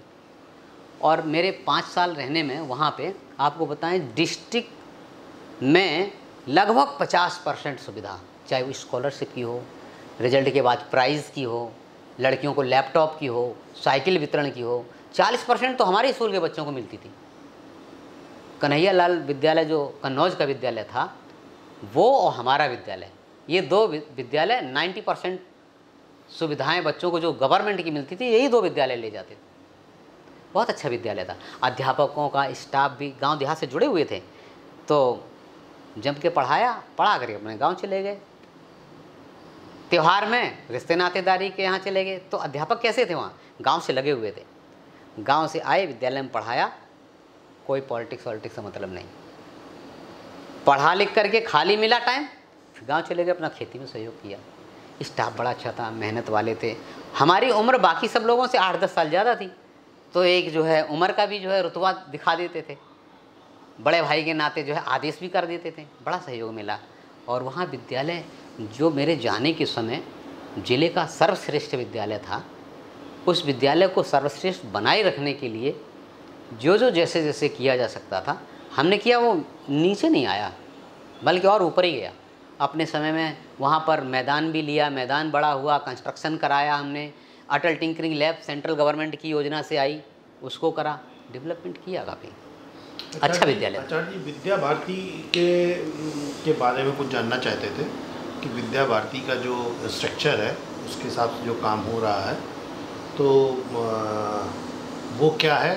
दूसरा ये कि जो हमारी दीनदयाल विद्यालय की पूर्व संस्था है, पूर्व छात्रों की संस्था है युग भारती, उसका विद्या भारती के बीच में कोऑर्डिनेशन कुछ किया जा सकता है कि हम उनको कुछ सहयोग दे सकते हैं उनके विद्यालय चलाने में या और चीज़ों में, या उनकी कुछ योजनाओं में हम जुड़ सकते हों, चाहे वो खेल से जुड़ी हुई हो, चाहे वो शिक्षा से जुड़ी हुई हो, या बच्चों के करियर काउंसलिंग से जुड़ी हुई हो, हम कर सकते हो। तो इसमें इसके बारे में कुछ हमें आप गाइड करिए। और आप क्या विद्या भारती से कुछ जुड़े हुए हैं अभी भी, रिटायरमेंट के बाद भी? आपकी जो भावना है वो वास्तव में स्तुत्य है, उसकी एक प्रकार से प्रशंसा करनी चाहिए कि युग भारती जो आज अपने पैरों पर संस्था खड़ी, समाज में अपना स्थान बना रही है, समाज में विभिन्न काम कर रही है। विद्या भारती के विद्यालयों में भी रुचि के साथ कुछ सहयोग करने की इच्छा है, बहुत बड़ी बात है। अब यह है कि कभी जो विद्या भारती के जो अधिकारी हैं उनके साथ बैठ कर के इसकी कुछ ड्राफ्टिंग की जा सकती है कि उनसे बातचीत करके हम क्या क्या कुछ कर सकते हैं। और जैसे संस्कृति ज्ञान परीक्षा होती है, विद्या मंदिरों में सब जगह होती है, और हम अपने संपर्क के द्वारा कुछ और विद्यालयों में इसको करा सकते हैं। संस्कृत ज्ञान परीक्षा में बच्चे पुस्तक मिलती है, उनको पढ़ते हैं, कुछ भारतीय संस्कृति के बारे में जानकारी होती है उसमें। अधिकारियों, लेकिन अब काफ़ी दिनों से बंद हो गई, नहीं रेगुलर होती है, विद्या मंदिर के विद्यालयों में होती है। यहाँ पे हो सकता है जैसे अपने पंडित दीनदयाल विद्यालय में ना होती हो, कराया जा सकता है। उसमें कोई मेधावी छात्र हैं, बच्चे हैं, वो ये भी चीज़ें आनी चाहिए उनको, तो वो इम्प्लीमेंट कराई जा सकती है। उनके साथ बैठने की ज़रूरत पड़ेगी, उनसे बैठ कर के एक बार बातचीत की जा सकती है। वो आप कॉन्टैक्ट कराइए। हाँ, हम बात करेंगे। जो हमारे विद्या भारती के प्रदेश निरीक्षक हैं उनसे कभी कानपुर अगर आते हैं, उनसे समय ले करके, इस समय देखो नाम एकदम मिस कर रहे हैं हम, चलिए बाद में उसको कर लेंगे। हाँ, तो उनसे बातचीत करके टाइम ले करके किसी समय आपसे भी टाइम ले करके तो भेंट कानपुर में की जाए, नहीं, हमको आप यदि उनसे कोऑर्डिनेट कर दें तो हमारी युग भारती का जो विस्तार है उस तरीके से कि हर बड़े शहर और हर प्रदेश में है। तो यदि उनका लखनऊ में, तो हमारी जो युग भारती लखनऊ है वो उनसे संपर्क कर लेगी। हाँ, वो उनसे अच्छा, तो कोई जरूरी नहीं वो यहाँ आए या हम वहाँ जाए। तो हम ऐसी बातचीत करते हैं उनसे। आपको बताना चाहेंगे युग भारती की संरचना इस तरीके से है कि वो पूरे विश्व में है जी। हमारा युग भारती सिंगापुर अलग है, युग भारती यूएस अलग है, युग भारती ऑस्ट्रेलिया अलग है, युग भारती बेंगलोर अलग है, बॉम्बे अलग है। अच्छा। एनसीआर का अपना युग भारती इंद्रप्रस्थ करके है, और लखनऊ का अलग है। यदि हम उत्तर प्रदेश में देखें तो हम लोगों ने छोटे छोटे अपने वो बना रखे हैं। वहाँ पे उस तरीके के कार्यक्रम होते रहते हैं। तो उससे हम लोग अपने यहाँ के विद्यार्थियों को तो ये सहयोग देते ही हैं कि विद्यार्थी हमारे देश में कहीं भी पढ़ने जाए तो उसके पास गार्जियन पहले से मौजूद हो। ये हमारी व्यवस्था है कि बच्चा ये दिल्ली पढ़ने जा रहा है तो उसके गार्जियन पहले से युग भारती वाले वहाँ पे हैं लोग। सही कह रहे हैं। यदि वो कनाडा पढ़ने जा रहा है तो वहाँ पे पिता तो नहीं जा सकता, उसका पास उसका नहीं है वीज़ा, लेकिन पहले से युग भारती वाले लोग हैं जो उसके वहाँ पे ऐसे गार्जियन बैठे हुए हैं वहाँ पे। तो जब हम ये व्यवस्था अपने छात्रों के साथ कर सकते हैं तो हम इसको बड़े रूप में विद्या भारती के छात्रों के साथ भी कर सकते हैं। या जो जिस मॉडल पे युग भारती चल रही है उस मॉडल से विद्या भारती अपने और विद्यालयों में भी पूर्व छात्रों की संस्था को उपयोग में ले सकती है। वो हम स्ट्रक्चर जो है उनको बता सकते हैं उसमें। तो ये तो वास्तव में युग भारती के जो कार्यकर्ता हैं, सक्रिय कार्यकर्ता, उनसे उनकी बात कराई जाए विद्या भारती के अधिकारियों की, तो फिर उसमें से उनसे कोई चीज़ डिसाइड की जा सकती है कि क्या कर सकते हैं। आप विद्या भारती का कोई जिम्मेदारी नहीं वहन करते हैं? नहीं, विद्या प्रधानाचार्य के नाते जैसे रिटायरमेंट हो गया तो हमारा थोड़ा सा अभी इस समय रेगुलर टच नहीं है, लेकिन अधिकारियों से बातचीत हो सकती है। उनसे बातचीत करके इस बारे में हम बात करके फिर आपको बताते हैं। धन्यवाद आचार्य जी, बहुत आपका समय लिया हमने, बहुत बहुत धन्यवाद। मैं भी बहुत बहुत धन्यवाद अजय दीक्षित जी को और बहन अर्पिता मिश्रा को भी। हमारा तो कोई समय नहीं लिया, मैं तो रिटायरमेंट के बाद मेरा समय है, और आज ये 2-3 घंटे जो मेरा उपयोग हुआ तो मुझे बहुत खुशी हो रही है। कम से कम ये है कि मैंने पुराने दिनों को, दीनदयाल विद्यालय से जुड़े दिनों को, जुगल देवी से जुड़े दिनों को याद किया और बड़ी सुखद स्मृतियाँ फिर से याद की हैं। हम दोनों लोगों को जो आपने समय दिया, जो मेहनत कर रहे हैं आप युग भारती के दृष्टिकोण से, वास्तव में बहुत सराहनीय है। हम आपको दोनों लोगों को बहुत बहुत साधुवाद देते हैं। धन्यवाद।